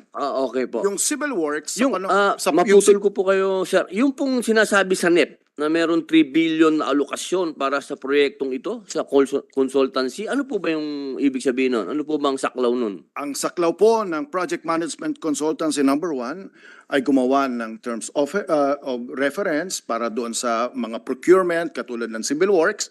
Pangalawa ho is Project Management Supervision hanggang sa defects liability. Sila po ang bisor ng proyekto at sila din po ang nagre-revise ng design. Nagkakasama rin sa trabaho nila ay yung parcellary survey at pagdidisenyo kung saan ang alignment, kung anong klaseng istasyon, ilan ang laki, ilan ang haba, ano ang klaseng height, may embankment, paano ang mga bridges. Sila ho ang gumagawa nun, kaya po malaki po yun. Sa international standard, that is acceptable ho. And sometimes, before the Duterte administration, ang project management consultancy of an international contract is about 3 to 5%. In this case, umabot po ng 7%. And that is acceptable also in the international community ho. So mayroon ho tayong project management consultant. Pero yung civil works na gagawa ng 34 stations ho, papunta ho ng Bicol, wala hong pundo na dumating. So may pinirmahan si Secretary Tugade sometime in February of 2022 para sa civil works, pero hindi ho na ipadala ng China Exim Bank ang pondo. And therefore, sa panahon ni Secretary Dominguez ng Finance, dito ho ang transportation ay implementing agency lang. The one that applies the loan, negotiates the loan, signs the loan, is DOF po. Therefore, si Secretary Dominguez at the time, Secretary of Finance, siya ho ang nagsabi sa China Exim Bank, kung hindi ninyo bibigyan ng pondo, considered our loan application withdrawn. Pagkatapos ho ng May 30, walang sagot ang China Exim Bank. Nagsulat ho si Secretary Dominguez sometime in June, middle of June 2022. Wala kayong sagot. Therefore, considered withdrawn. Sa ngayon ho, wala ho tayong loan sa China Exim Bank. So, nakatenga ho ang South Long Hole, ang pinag-aaralan po ng ating kalihim dito. Sir, nakatenga. Bali, wala po itong ngayong kalinawan. Tama ho kayo. Sapagkat mayroon lang po tayong project management consultancy.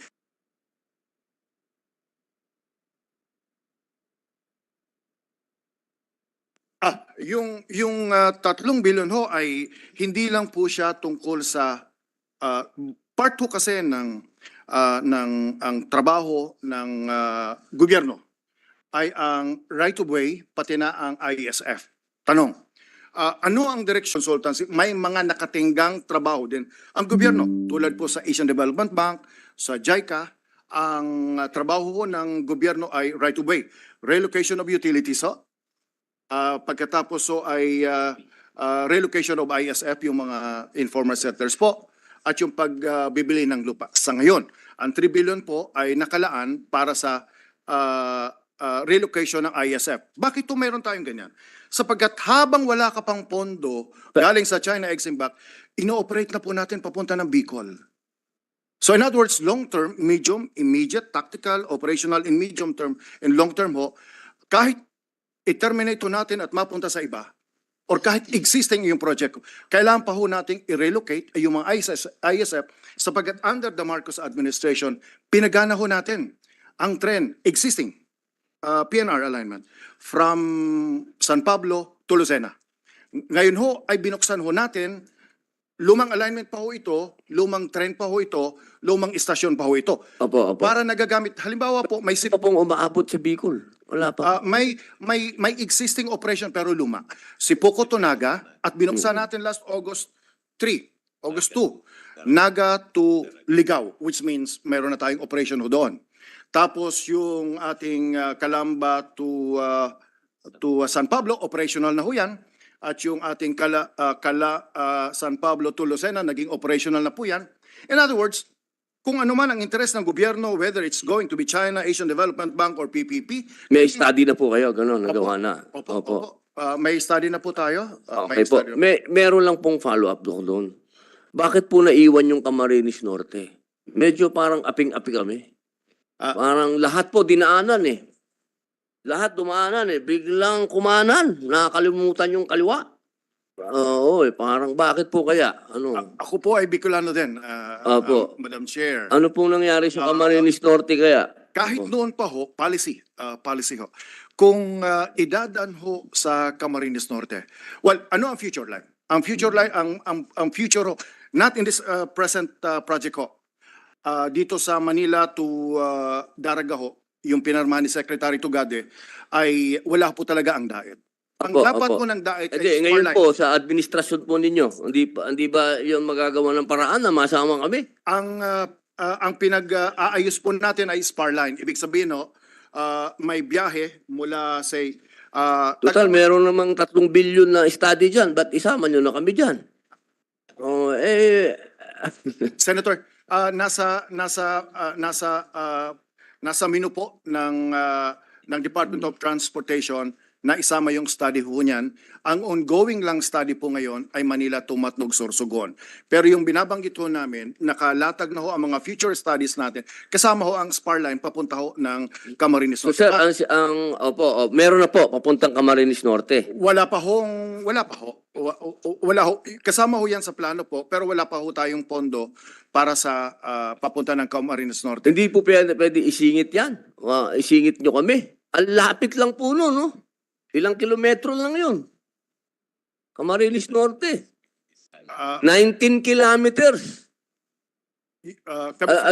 Alam niyo po, sir, ganito yan eh. Kung gusto po natin talagang harapin ng peace and order dito sa bansa natin, dapat alam natin kung saan yung mga lugar na talagang may poverty. At talagang alam natin kung saan namumulaklak yung tinatawag nilang pagtawag sa revolusyon. Kapag ganyan po, na lagi kaming naiiwan, katulad yan, humihingi din kami ng airport sa inyo. Yung airport namin, kanina, binanggit ng mga kapatid namin senador dito, may Antique, may Bukidnon. Yung Camarines Norte, ang kailangan lang namin, rehabilitation lang. Pangalawang taon na namin lang lumuluhod. Huwag nyo naman kaming kalimutan. Hindi lamang ang senador dito, hindi lamang si Chis Escudero. Senador din ako. Sir. Ang napakapangit naman pakinggan nung puro Matnog Sursugong kayo dyan. Paano naman yung Camarines Norte? Kawawa naman kami. Alam niyo po ba ang airport diyan sa Daet, kapag nailagay nyo yan, makikinabang din po dyan ng Quezon. Makikinabang din po dyan ng malalapit na bayan ng Camarines Sur. At doon po sa lugar namin, wala po dyan problema kahit itanong nyo po sa Kaap. Diyan po sa Naga, humihingi sila 11 billion yata ang hinihingi nila para sa airport nila. Kami ho, 250 million lang. May airport na kami. Busted na kami sa train, busted pa rin sa airport. Ang napakasawing pag-ibig naman ito.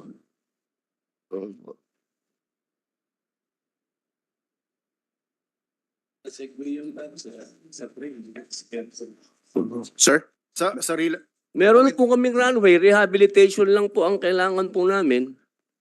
With the indulgence of Senator Padilla, ako muna mag-chair. Si PNR General Manager Regino would like to say something. Pero siguro bago kayo po, no? I defended the budget of DOTR in the past. Nandun naman po sa South Long Hall, Senator Padilla, yung spur line talaga magkakaroon po sa diet, and we will make sure pag natuloy na yung South Long Hall, lalagyan natin. In fact, yung mga PNR lines, yung mga narrow gauge PNR trains, yun yung gagamitin natin for the spur lines. Yung mga bagong train na ginagamit na ngayon. Sige pa, Mr. Regino, pakituloy po. Yes, sir. Actually, sir, magandang hapon po. Ako po si Jeremy Regino, General Manager ng PNR. Para sa kaalaman po ng publiko, in a span of 1 year po, since the Marcos administration po, we already are operating, PNR is already operating an additional 220 kilometers of rail line since August po. Nabuksan po natin ang San Pablo to Lucena at pagkatapos po Naga City to Ligao of Albay. Hinggil po sa At we were able to do this because we were able to increase the operational train sets of PNR from a low of 7 train sets in September of last year to more than 100% to 15 train sets as of last month. Hinggil po naman dito ho sa at kaya dito ho sa Peña Francia celebration po natin, etong September po, mararamdaman na po natin at ng ating mga kababayan sa Bicol ang presence ng PNR. In fact po, with the instructions of our secretary po, ang mga PWD at saka mga senior citizens, libre po sila ng pasahe dito sa Peña Francia celebration po natin. Hinggil naman po sa Camarines Norte po, ginagawan po namin ng paraan na magkaroon ng spur line, yung sinasabi po ni Senator Ejercito po. Maputol ko po kayo. Kanina sabi ni Senator JB, meron na. Ngayon pa lang gagawan nyo ng paraan. Ano ba talaga? Ito po, ginagawan po kasi ho, kailangan po muna natin ng feasibility study. Yun po ang ginagawa natin ngayon. Yun ho ang gagawin natin ho, feasibility study for the spur line to Camarines Norte po. Bearing in mind ho na modernize ho ang South Long Haul natin.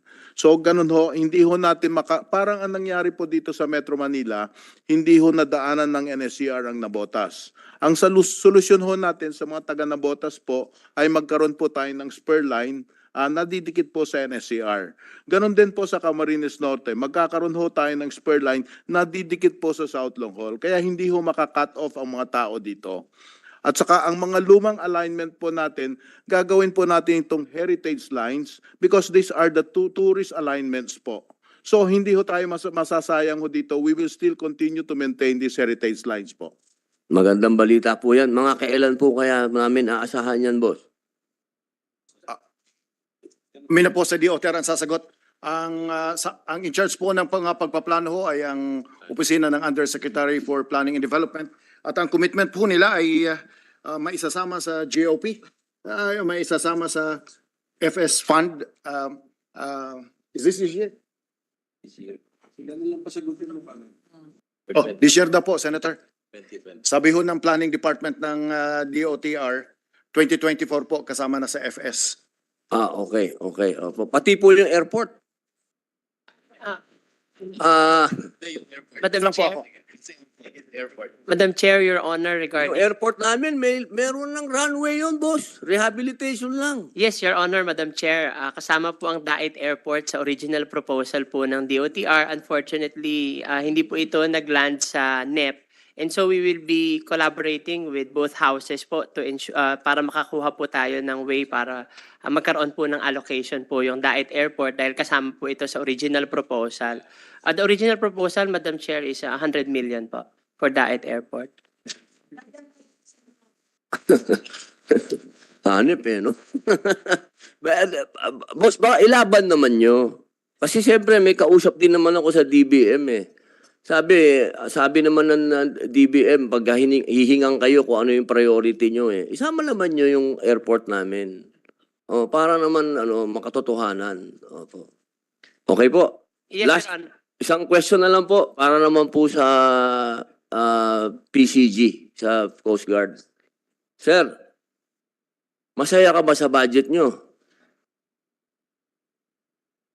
Diretsang tanong po yun, sir. Masaya po ba kayo sa binibigay sa inyong budget? Parang napakaliit po ng budget na binibigay sa inyo. Lagi kayong nasa sentro ng mga balita ngayon. Salamat po, butihing Senador. Mr. Chair, maraming salamat po. Siya na rin po nagsabi na maliit ang budget na nakukuha ng Coast Guard. The budget allocated to Coast Guard is really not enough for us to do what is expected of us in doing the functions of the Coast Guard all over the country. Thank you, Mr. Chair. Yun. Ano po kaya ang pwede natin gawin, Sir Secretary? Kasi sa totoo lamang po, kung merong dapat talaga, alam naman po natin ang Pilipinas ay group of islands. Archipelago nga tayo Kahit tingnan mo yung ating mapa, nasa paligid natin ay karagatan. Kung meron po talaga dapat malaki ang budget, ay ang Philippine Coast Guard. Kasi sa salita pa lang Coast Guard. Tayo sa mundo isa tayo sa may pinakamalaking coast. So siguro dapat po natin na tingnan ito. Malaking bagay po kung magiging madadagdagan ng budget ng Coast Guard. Sana, total naman, ang sabi po dito, ang tumaas ang budget ng DOTR ng halos 100%. So siguro naman, tataas po ang budget ng Coast Guard, sir? Mr. Senator, we welcome po yung increase ng budget ng Coast Guard. No? Kailangan po talaga ng Coast Guard ng mas malaking budget, especially po dun sa acquisition ng mga floating assets and air assets. No? Sa ngayon po, yung ating floating assets ay maliliit lang na mga vessels. Yung sa atin, ang pinakamalaki natin is a 97-meter vessel. No? Kailangan po natin ng mas maraming floating vessels, no? Kasi nga po we have that mandate to protect the maritime assets of the country, no? So we will welcome po, sana tulungan niyo po kami na magkaroon ng mas malaking budget sa Coast Guard, no? Secretary, ito po ba na-take up ninyo sa DBM, yung budget nila?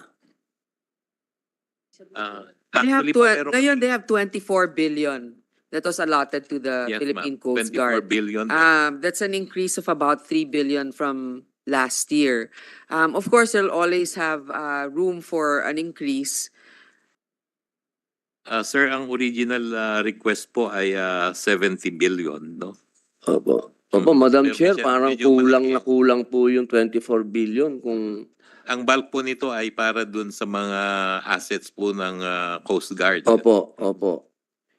Kasi sa ngayon, Madam Chair, parang masyado tayong umaasa sa tulong ng Amerikano. Sana mabigyan natin ng pansin ito na ayaw naman natin na parang ang dating tayo'y lumalakas lang ang loob natin dahil nandyan yung kano. Sana mabigyan natin ng pansin na madagdagan ng budget ng Coast Guard para sila talaga yung bida. Kasi sa usapin, pagka pinag-usapan natin ng Pilipinas, dapat ang bida Pilipino, hindi ang Amerikano. Ayoko nun. Mas magaling tayo dun. Sir, yun lamang po. Maraming salamat po, Madam Chair. Thank you. To our colleagues, I really feel bad because there are others that have been here from the beginning and haven't stepped out. Senator Gatchalian in particular, Senator Bato. So we have to adjourn by 3:30. So I will, next on the list, actually, Senator JV. Maybe if you can keep your answers short, I would like to at least tackle the three of them. But sadly, we have to have another hearing. Kasi hindi pa nga ako nagtatanong. Actually, ako nga yung chair pero pasundot-sundot lang dahil to give you guys the courtesy. Okay, so let's have Senator JV. Iklian po niyo yung sagot para at least si General Bato, Senator Bato, tsaka si Sherwin makaabot pa. Thank you, Madam Chair. Just have three important, siguro just 3 points because of the time constraints. Siguro tuluyan ko na lang po yung railway concern ni Senator Robin. I'm very happy, Madam Chair, that North-South Commuter Line is already almost full blast. By 2028, we can already expect the operation of North-South Commuter Line serving Laguna, Metro Manila, up to Clark. And also the Metro Manila subway system, no? Yung pong siguro tuluyan ko na yung South Long Haul, no? Kasi yun na in fact, Mr. Chair, Senator Robby, no, ay yung Bicol region is one of the richest, I think. Kaya lang sa classification poorest kasi because of isolated because of distance. So now that we understand yung South Long Haul and Mindanao Railway System, dapat to China Exim Bank, no? So what are our options already now, so that we'll know also what to do, no, in terms of support to for the railway projects. As mentioned by you, Cesar, medyo sa ngayon, medyo siya, hindi pa tuloy, no, nakatenga, sabi nga, no? But so what's our options now for the South Long Haul and Mindanao Railway System? Before you reply, I'd like to acknowledge the presence of Senator Alan Cayetano. First, just want to clarify, Madam Chair. Clark to Calamba NSCR will not be completed, the entire NSCR system will not be completed by 2028 po. We expect, award lang po ng civil works contract ng Manila to Calamba. Ang nauna lang po is Alabang to Calamba. At we do not expect that the Solis the Tutuban will be completed by 2028, pero ang what we can commit based on the scientific presentations by the consultants, the 7 stations from Valenzuela to Clark po, just to clarify that. Pagdating naman sa South Longhol ho, again, ang role ng Department of Transportation is implementing agency. The one that applies the loan, negotiates the loan, signs the loan is the Department of Finance. Kung ano ho ang policy direction, we will leave to them. May mga internal discussions po, but we would rather the Department of Finance do the talking. And wala po sa level. But mayroon hong ongoing na mga pag-uusap po dyan. But on a policy side, kung ano nang option namin, we would rather the Department of Finance make the official statement if so desires po. So it's the economic team that will Mayroon ho kami decide discussions, mayroon ho din kami mga proposals, but we leave it to the economic team po, especially the Department of Finance on the way forward on the South Long Haul pagdating ho sa finance options. So ito, Yusek, pati Mindanao Railway, no, yung Tagum Digos, ngayon put on hold as of the moment. Opo, opo. Yeah, because it's very important because we do not want to have a perception na Manila-centric North-South commuter line. Siyempre, that will serve Metro Manila and Central Luzon and Southern Luzon. Mindanao Railway System will be very vital, not only for economic development in Mindanao, but also for lasting peace, I think, in Mindanao. As far as Department of Transportation, Madam Chair, is concerned, Mindanao Railway Project, the 103-kilometer project, 8 stations, Tagum, Davao, Digos is still very, very important. Again, we leave it to the economic team to finally decide. Meron ho ba kami mga suggestions? Yes po. But we leave it to the economic team and the Department of Finance po to do that. To do Yes, the hopefully, talking on the hopefully we will have other options already considering the situation, Madam Chair, with China right now. So I'm hoping that we can already have other alternatives. No, we will talk to the economic team and be rest assured that this committee last year, nung na-cut into half ang budget, Madam Chair, ng from the HGAB, we restored, no, in the Senate. We'll make sure that this committee will really support the railway projects because this will really help stimulate economic growth. And siguro doon na lang po sa mga issues na past issues, yung NAIA air traffic situation, no, hindi pa yata na tackle. Siguro any update siguro si Yusek Tamayo or anybody yung tungkol sa yung nangyaring air traffic management system failure, may update na ba doon sa UPS, sa power, we do not want a repeat of that. So any update after so many months, sana po may update na kayo. To the Chair, if I may. As far as the CNS ATM is concerned po, alam po natin ang nangyari dito, ang nasira po yung power side natin. So, nakita nyo ho to when you inspected it. There are 2 parts of this, the power side and the load side. Yung load side ho, ito ho yung air traffic management system natin. So, as far as the power side is concerned, as I mentioned, na-upgrade na po namin, hindi ho namin ni-replace, we upgraded yung dalawang UPS po. It's running well. The AVR is already working. We have brand new batteries for the UFS. Also, yun hong mga nasira doon sa system natin within the CNS ATM, mga power transfer switches, and so on, we have replaced this. Ngayon ho, yung mga VSAT natin na may nasira ding component doon, yung black up converter na tinatawag, bago na ho na ikabit natin, so it's working. We have a spare one that we are planning to, hindi ho ginagamit ito, pero ayusin po natin para may spare. Regarding the power system, again, yung electrical system po, niredesign na po namin yung power side. In-split po namin sa dalawang lines, so A and B. So kahit na mag-fail yung one side, the other side is still working. We also did a power quality analysis quite recently, about 2 weeks ago. Nasabi ho sa amin kung anong mga kailangan idagdag pa sa system, but basically, it is sound at this time. May mga harmonics lang po yan, yung mga frequency na nag-iiba, but they made the recommendations for us to purchase the necessary filters para ho, gumanda ho ito. Just to inform you ho, there were several outages already by Meralco. Yun ho nag-supply sa CNS ATM natin, and it functions seamlessly as far as the power side is concerned. So that's Thank you. good news, Director General Tamayo. So we can be assured that no glitches like the January incident would happen anymore, because that would really affect our economy a lot. And of course, yung nangyayari sa atin yung perception, no, our main airports. So CNS ATM, CNS and the ATM power supply problem has been solved. So may redundancy na. So pag mag-fail yung isa, meron pang isang sasalo. As far as the power supply is concerned po, we are confident na wala ho tayong glitches dyan. What we're working on is more on the system itself. Yung sa CNS ATM po, yung pinasok natin, that is what we're working on. We are coordinating po with the supplier, yung Thales po. If you recall, medyo hindi ho kami nakabili kagad ng parts sa kanila because one of the requirements that they gave was for us to settle lahat ho yung outstanding loans sa kanila. This was done by DOTR last April.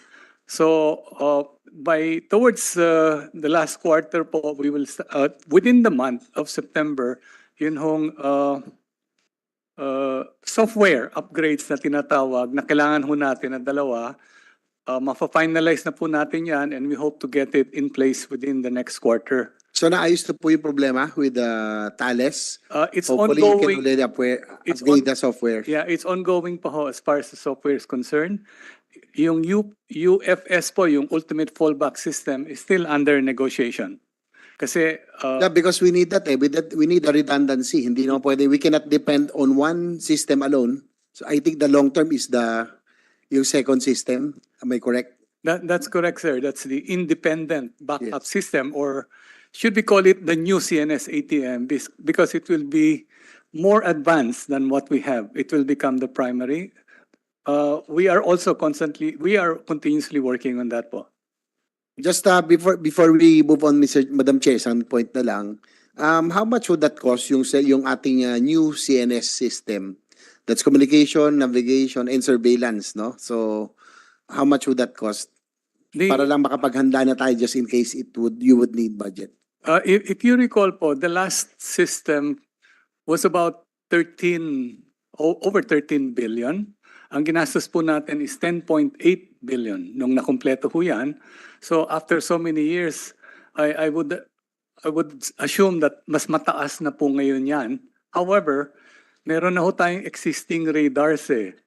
The 13 radars around the country can likely reduce the cost. So perhaps another 13 to 15 billion po estimate. Okay, siguro na because of the time constraints, anyhow we will have another hearing for this, and I will of course support our chair. So I'll just reserve my other questions next time. Yes, you would be first to our vice chair, because I feel bad for Senators Bato and Gatchalian who've been here the whole time. Thank you for yielding to our vice chair. Maybe Senator Gatchalian, I know you have 7 minutes, but we only have like roughly 10 minutes left. So maybe pagbalikan, we will have another, yeah. So Senator Bato, would you like to? Thank you, Senator Gatchalian. Yes, Madam Chair. Kukunti lang naman ito sa akin, Madam Chair. Dalawa lang tanong ito.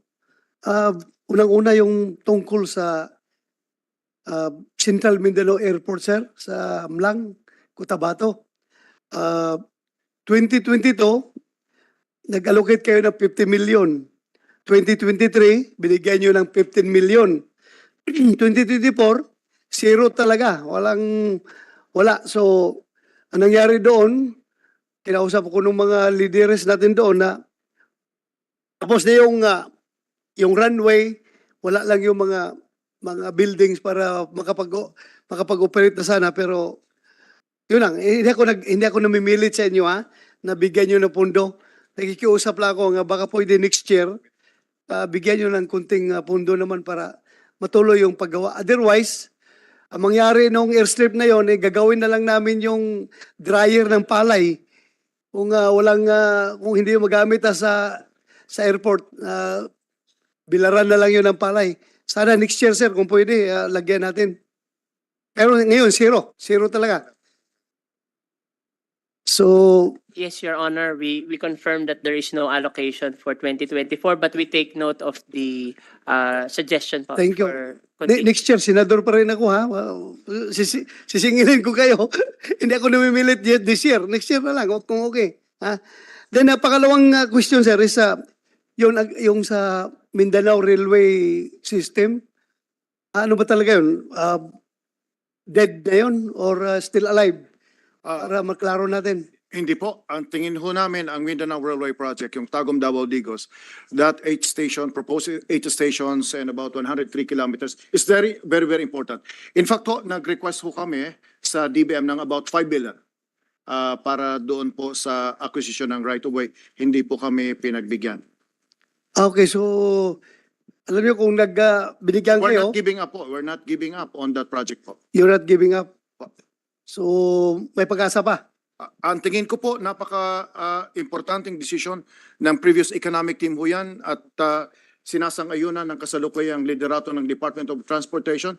Kahit sa NEDA, sa economic team discussions ho, hindi siya inaalis po. Okay, thank you. Kasi yung last administration, nakiusap ako kay Secretary Tugade. Sabi ko kay Secretary Tugade, sir, baka pwede mong iwasan konti yung aking bahay dahil matatamaan yung aking bahay sa yung railway. Santa Cruz. Santa Cruz. Opo. Tapos sabi ni Secretary Tugade, sabi niya hindi talaga kayang iwasan yan, sir, dahil kung iwasan namin, mas malaki ang gagastusin ng gobyerno. Kaya sabi ko, sige lang sir, gibain niyo yung bahay ko. Hindi ako, I will not get in the way of development. I will sacrifice my house. Gibain niyo yan, basta matuloy na yung project. Ay, hindi ko i-donate ha. Magbabayad rin ako ng just compensation. Babayad ako ng just compensation yan. Expropriate ba niyo yan, di ba? Nakaumang na po yung LGU ng Santa Cruz. Mayroon na po tayong na-download na pondo sa kanila. Sila po ay ready. Last na yung Offer akin. to buy po. Last na yung akin. Sa inyo. Last na yung akin. Basta ang akin lang is, maklaro ba? Kasi naghakot ako ng gamit eh. Tinanggal ko na yung mga gamit doon kasi gigibain na daw eh. Kaya, nilipat ko na yung gamit. So ngayon, ibalik ko na naman yung gamit ko, di ba? Kasi hindi pa masiguro mas tuluyan. Hindi po namin binabago ang alignment. Yes. Pero hindi ho masama kung ibabalik nyo muna yung mga gamit. Okay. Sapagkat wala pa akong pondo. Okay. Wala Thank pa you. akong pondo. Pero may mag-offer to buy na po sa inyo ang LGU Santa Cruz.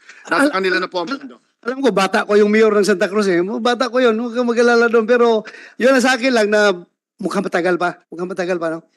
Wala pa ho tayong... Wala pang kasiguruduhan. Maganda para hindi masira yung bahay ko. Anyway, kung tutuloy talaga nyo yan, I'm willing to sacrifice my house. Gibain nyo yan. Kasi kung iwasan ninyo, malaki daw ang gastos talaga. Kung iwasan ninyo. Sige lang, okay lang sa akin. Pero, babalik ko muna ang gamit ko, ha? Wala pa? Okay. Madam Chair, yun lang. Maraming salamat, Madam Chair. Thank you. Thank you. Fair market value ang bayad dyan, di ba? Hindi naman zonal. Opo. Okay. So pag tumagal, baka tumaas pa yung market value niya na general. Anyway, okay, maybe we can go back to Senator Gatchalian. Meron pa naman tayong 5 minutes. Babalik ka rin naman after also. Thank you, Madam Chair. I'll just continue where the others left off, Madam Chair. And this is on the topic of airports. May na-notice po ako, Secretary, when I visited the Bohol because they have a new Panglao Airport. And I noticed that a lot of the tourists bypass Manila and they go straight to Panglao for leisure. No? And that's a very good phenomenon because that decongest Metro Manila, and at the same time you flies the tourists straight to the location, to the destination. So having said that, wala na si Senator Robin, but I would again support his call to expand and activate some of the existing airports, no, such as the Camarines Norte Airport, kasi existing na siya eh. And low-hanging fruit siya. You only need, I think, I heard earlier, 100 million to 250 million to expand that airport. The other airports also that were flagged, who requested to be expanded, the Southern Leyte Airport as well, because it's an existing airport. And also the airport that Senator Bato mentioned, yung North Cotabato Airport. No? These are existing airports. All you need is to expand it, build a new terminal, and you can fly straight to that destination by passing Metro Manila and decongesting Metro Manila. Sabi ko nga, yung if you're talking about funds, kung 250 million lang ang kakailanganin sa Camarines Norte, I saw in your perennial issue of right-of-way, I think in 2022, zero ang disbursement ng right-of-way. That's 1.6 billion pesos. In 2023, apparently in the reports, to date, wala pa rin linalabas sa right-of-way. That's 12 billion pesos. So in other words, there is 13 billion pesos available, no, although may paggagamitan siya right-of-way. But my point there is we can carve out a little bit and tatakbo na yung Camarines Norte Airport. You can operate it, you can land jets, you can fly straight from other locations. So gusto ko lang hong i-second the motion yung request ni Senator Robin because it's a low-hanging fruit that we can develop both for tourism as well as for traveling. I just want to make that statement. The other one, Mr. Secretary, is I saw in the 2024 NEP that the rail program has increased by about 81%,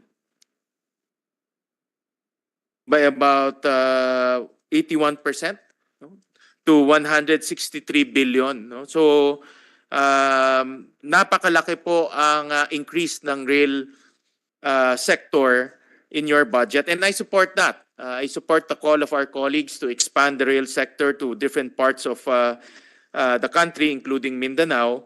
However, alam ni Yusek Batanto, ang rail sector is always the perennial underutilized funds. No? Madalas ho natin naka-question to pagdating sa disbursement and sa obligation. Just to give you an example, in 2022, the disbursement rate is only 11%, no, for the rail sector. So my question is, what's new? Ano ba yung bago nating gagawin para hindi perennial underutilized ang rail sector? What reforms? I asked this in 2022, I think, no? That's when the secretary is only a few months into the job. Now he has full knowledge and full control of the department. So what reforms are you undertaking to improve the spending, particularly on the rail sector? Because we're increasing that by almost 100%. We're doubling the allocation of the rail sector to 163 billion. So that's my first question, Madam Chair. Thank you, Senator Gatchaliano. The increase po is because for the 2024 NEP, this will include loan proceeds utilization, no? Doon po sa 2023 GAA, these are just GOP, no? So that's the reason po for the big increase in the budget for the rail sector, no? So manggagaling po ito dun sa loan proceeds, no? Because in the past, yung loan proceeds po is not part of GAA, no? Nasaan program siya, no? But Secretary, the question is, how can we utilize? No, the problem with the rail sector, and this has been a perennial problem, is underutilization and absorptive capacity. So what reforms are you undertaking so that the next time around, hindi naman 11% ang disbursement ng rail sector? No, I know it's there's a lot of activities that you need to improve, but in a nutshell, what reforms are you undertaking to improve the absorptive capacity of the rail sector? Actually, Senator, we are now closely working with all the contractors. No, when we started the administration of the Department of Transportation in 2022, July of 2022, there are many contractors who have not been paid for almost a year. No? But right now, we are up to date in the payment of our contractors, no? As long as they have submitted complete documents. No? I meet on a regular basis the contractors on a quarterly basis, no? For them to be able to give us updates of their performance. No? We talk about problems, issues, concern, no? So that they will be able also to pay them on time and for them to be able to do their projects on time also. No? So the finance department of the OTR now is closely monitoring all the payments. No? We see to it that within 56 days, we will be able to release the funds after they have submitted all complete documents. No? So we're working closely with all these contractors. No? Secretary, again, it's important to emphasize that in the allocation to the rail sector, we need to improve the absorptive capacity. Yes, That's been a long time problem. And I'm happy to hear that you have engaged the contractors, improved payment procedures, but we need to monitor this very carefully. No? And considering that almost a big chunk of your budget, almost 80% of their budget will go to the rail sector. No? So Yes, that's sir. important to monitor. Yes. I think I have to reserve my other questions for the next round. I believe that I will have another session this coming days. No? Thank you, Madam Chair. So I would like to set another hearing for this. Chairman, can I yes. say one quick question, but I don't Sure. have to have the answer Okay. now. Thank you, Madam Chairman. Mr. Secretary, DOTR family, magandang hapon sa inyo. Di ba may biblical principle natin na parating inuulit naman ng Pilipino to. Kung anong itatanim mo, yan ang anihin mo.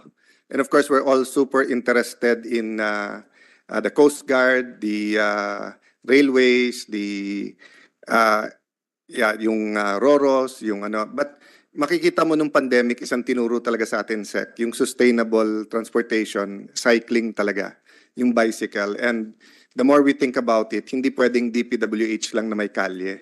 So in the next hearing, maybe you can brief us if, you know, DOTR is going to input or coordinate whether with not only DPWH but also with the housing.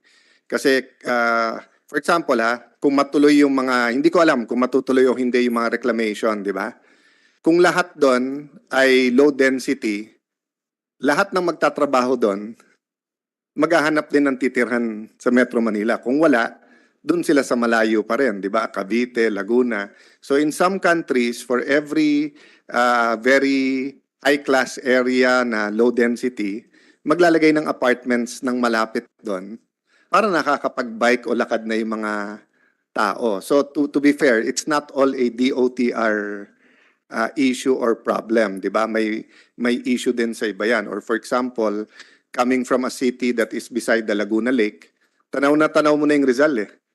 Pero ang lalayo talaga. And we've had ferries all over Pasig River, but for example, Laguna Lake. So, can I leave that question, Madam Chair? You know, yung ibang mga mas simple, mga ferry, mga cycling, meron ka bang unit? Kasi tinitingnan ko, you have very, very able people, pero parang walang USEC or ASEC, let's say, for sustainable transportation, let's say biking, di ba? It might be such a small thing to us as a government, but it's a big thing to others.